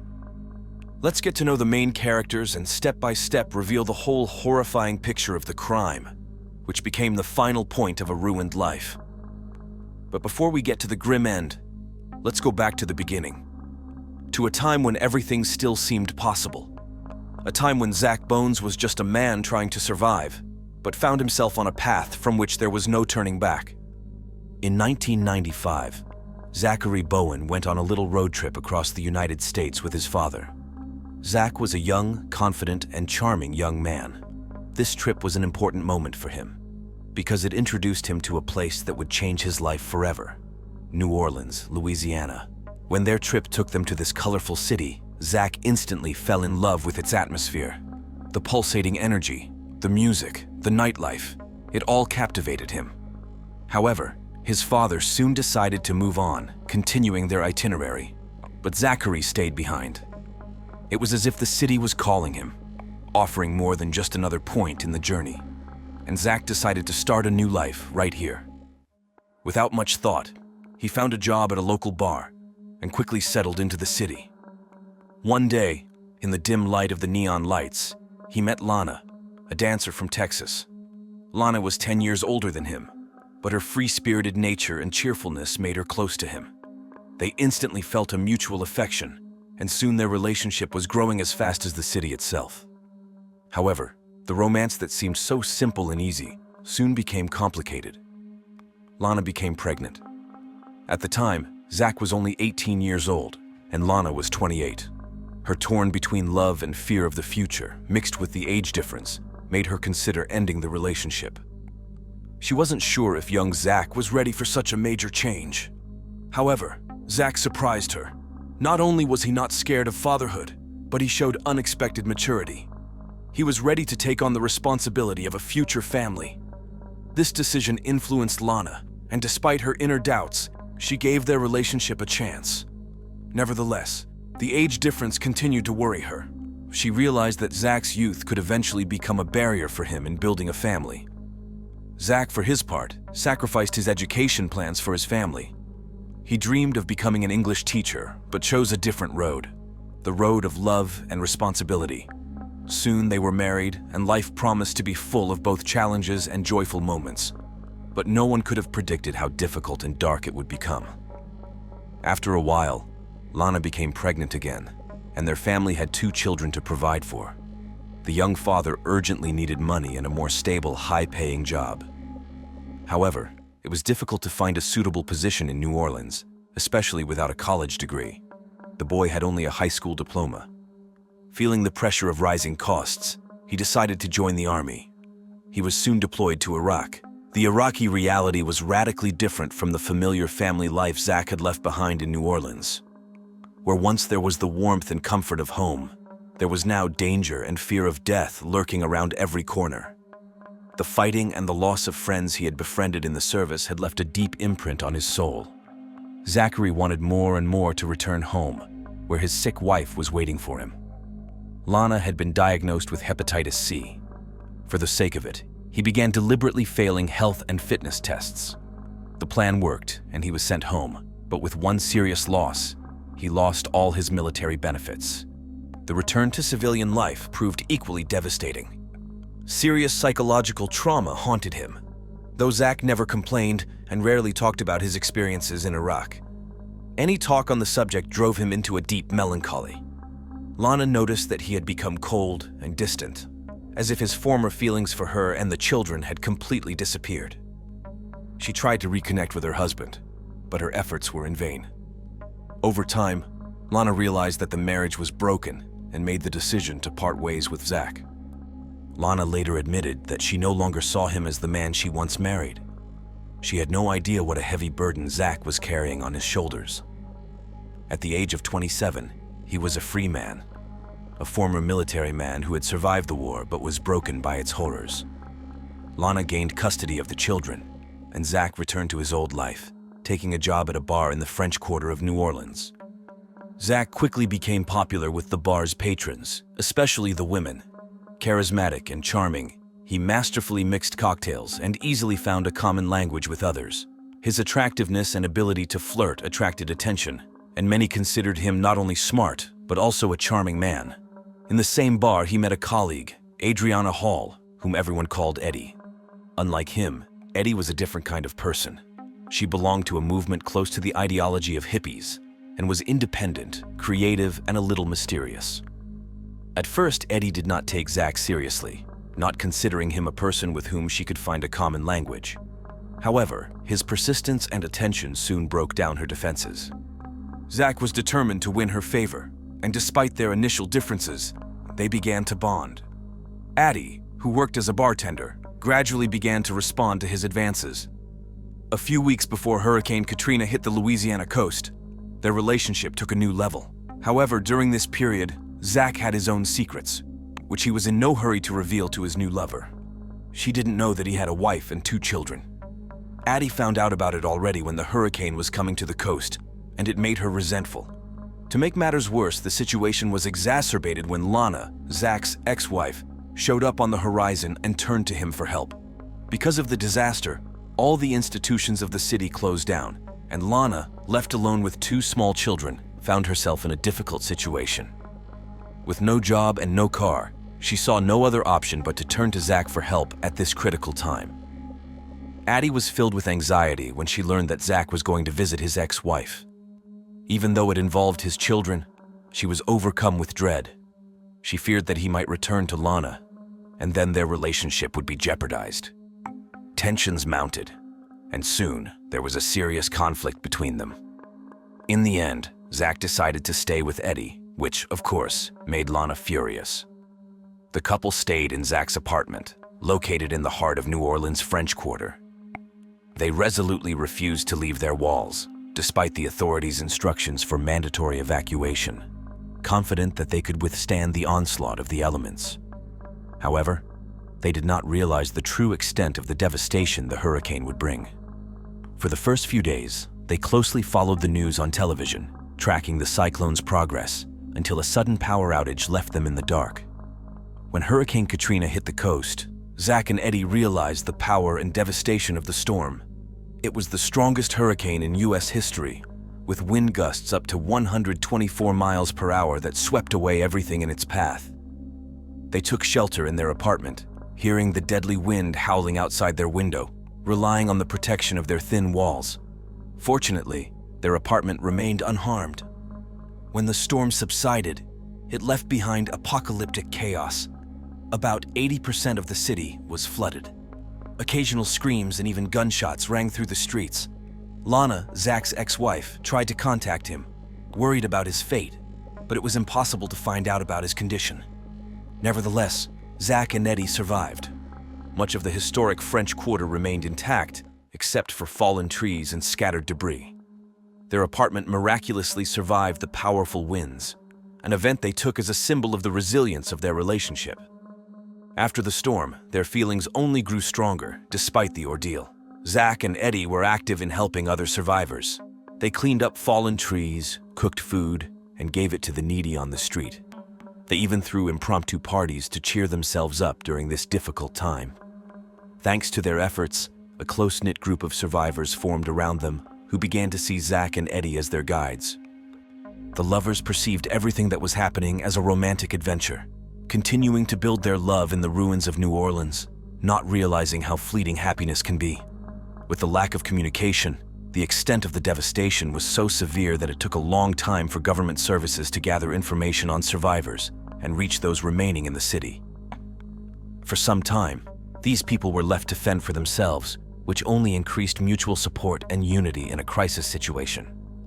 Eddie's loved ones and Zach's ex-wife, unable to contact them for weeks, began to expect the worst. But finally, rescuers along with a camera crew reached them and their story was reported. Zach and Eddie instantly became French Quarter celebrities and even made the cover of the New York Times. The couple not only helped many people get out from under the rubble, but also supported those around them as they helped them cope with the aftermath of the hurricane. At this point, they were able to contact their family, and Zach was the first to call his mother. Despite the devastation around them, they remained in good spirits. They liked to feel important, and it gave them strength. Their loved ones were happy that everything was okay, but that didn't concern Lana, who had almost resigned herself to the thought of the death of the father of her children.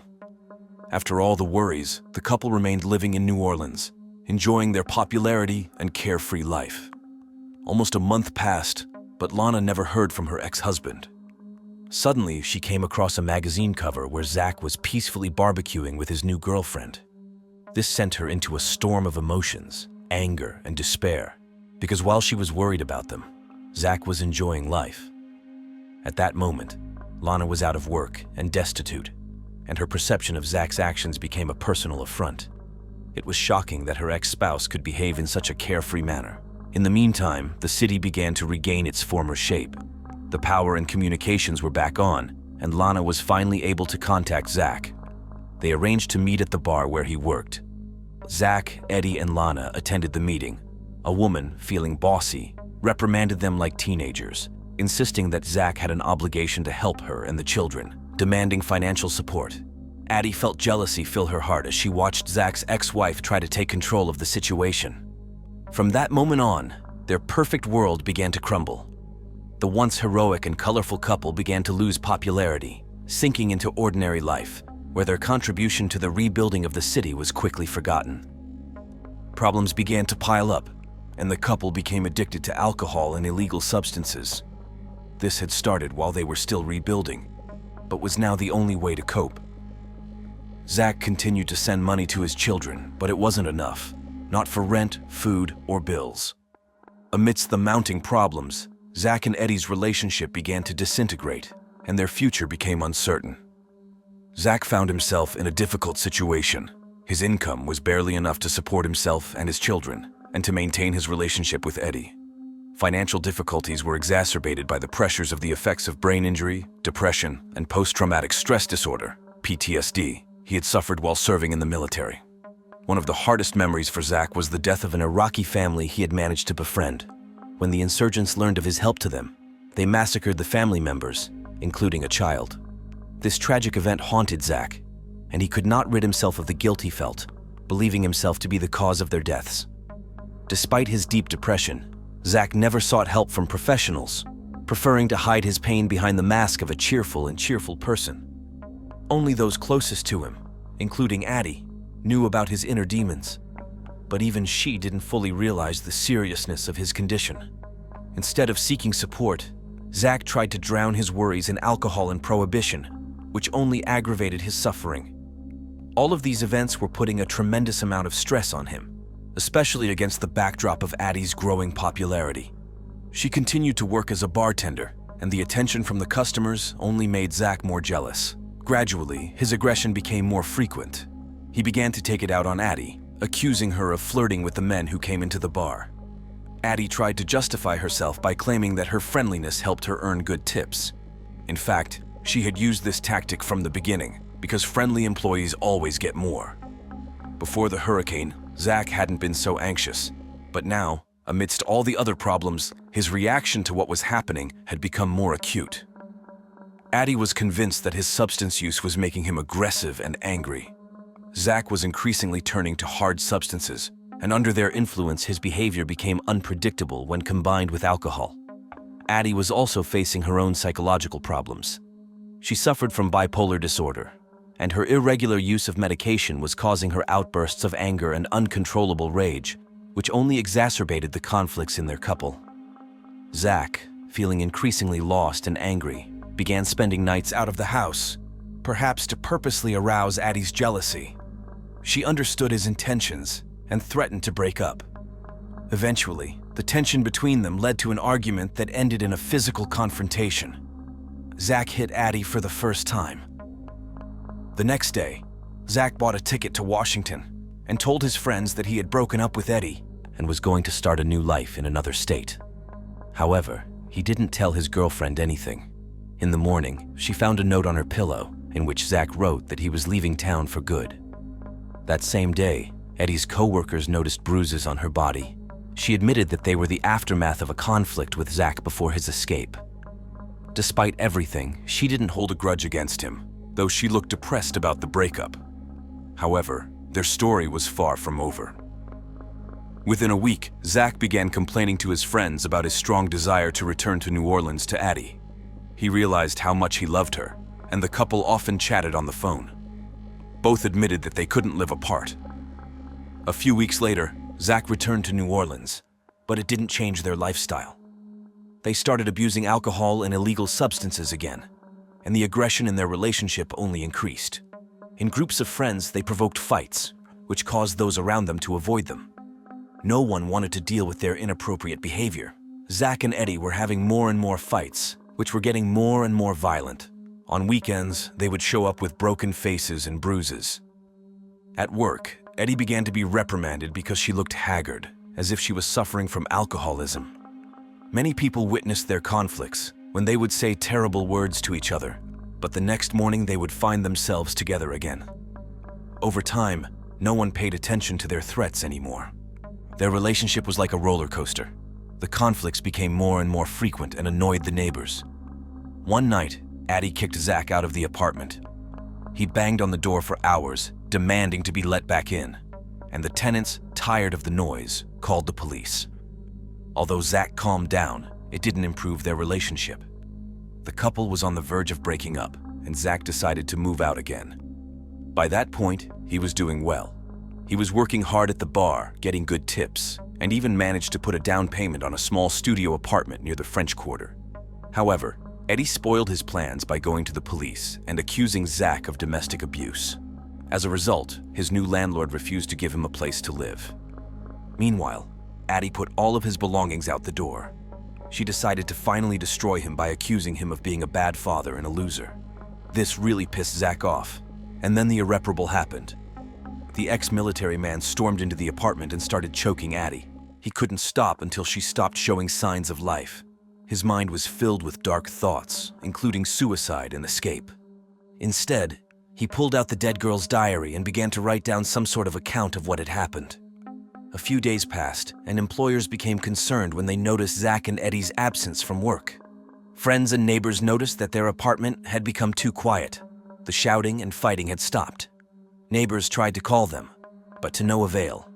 At the same time, in the warm apartment, Eddie's body began to decompose and the odor became extremely unpleasant. Despite his constant state of intoxication, Zach realized that something had to be done about the situation.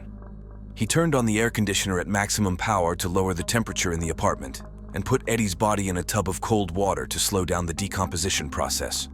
He recorded all his actions in detail in a diary. Zach then decided to solve the problems with his employer. He reported that Addie had gone to North Carolina and they had broken up. He asked for a few days' vacation to come to his senses, and his request was met with understanding.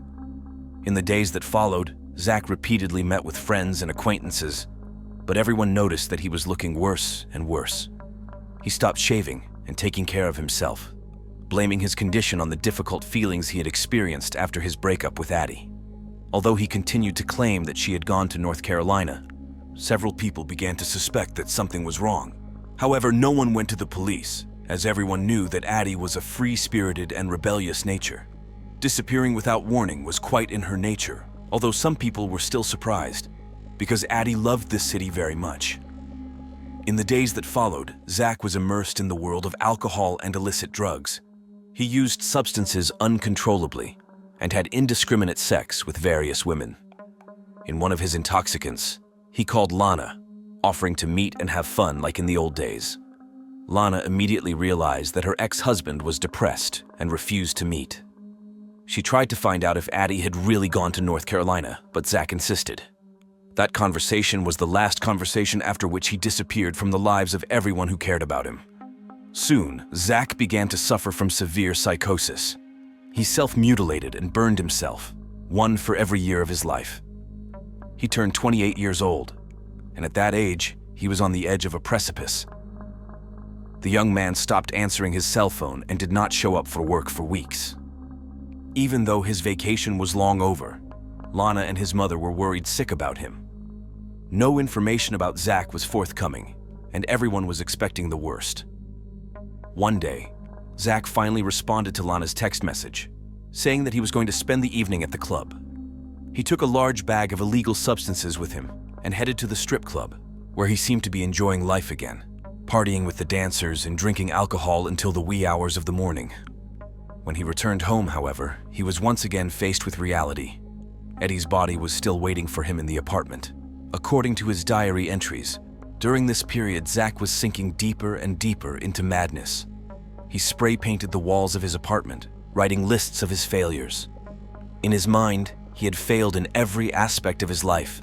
His relationships with friends, at work, in the military, lost love, and destroyed his bond with Lana. He destroyed everything of value he had, and in the diary, he detailed the reasons why things had gone so tragically wrong. In the diary, Zach confessed to killing Eddie and expressed his decision to kill himself, believing it was the only way to atone for all his sins. He listed the address where he lived with his girlfriend and noted that police would find her body inside, as well as his diary detailing his confessions and their last days together in the apartment. The first thing that caught the police officer's eye was the overwhelming atmosphere of insanity that enveloped the apartment. The walls were covered with writings in which Zach mercilessly blamed himself for his failures. He begged for help and searched for a way to stop his suffering, leaving disturbing writings that reflected his inner struggle.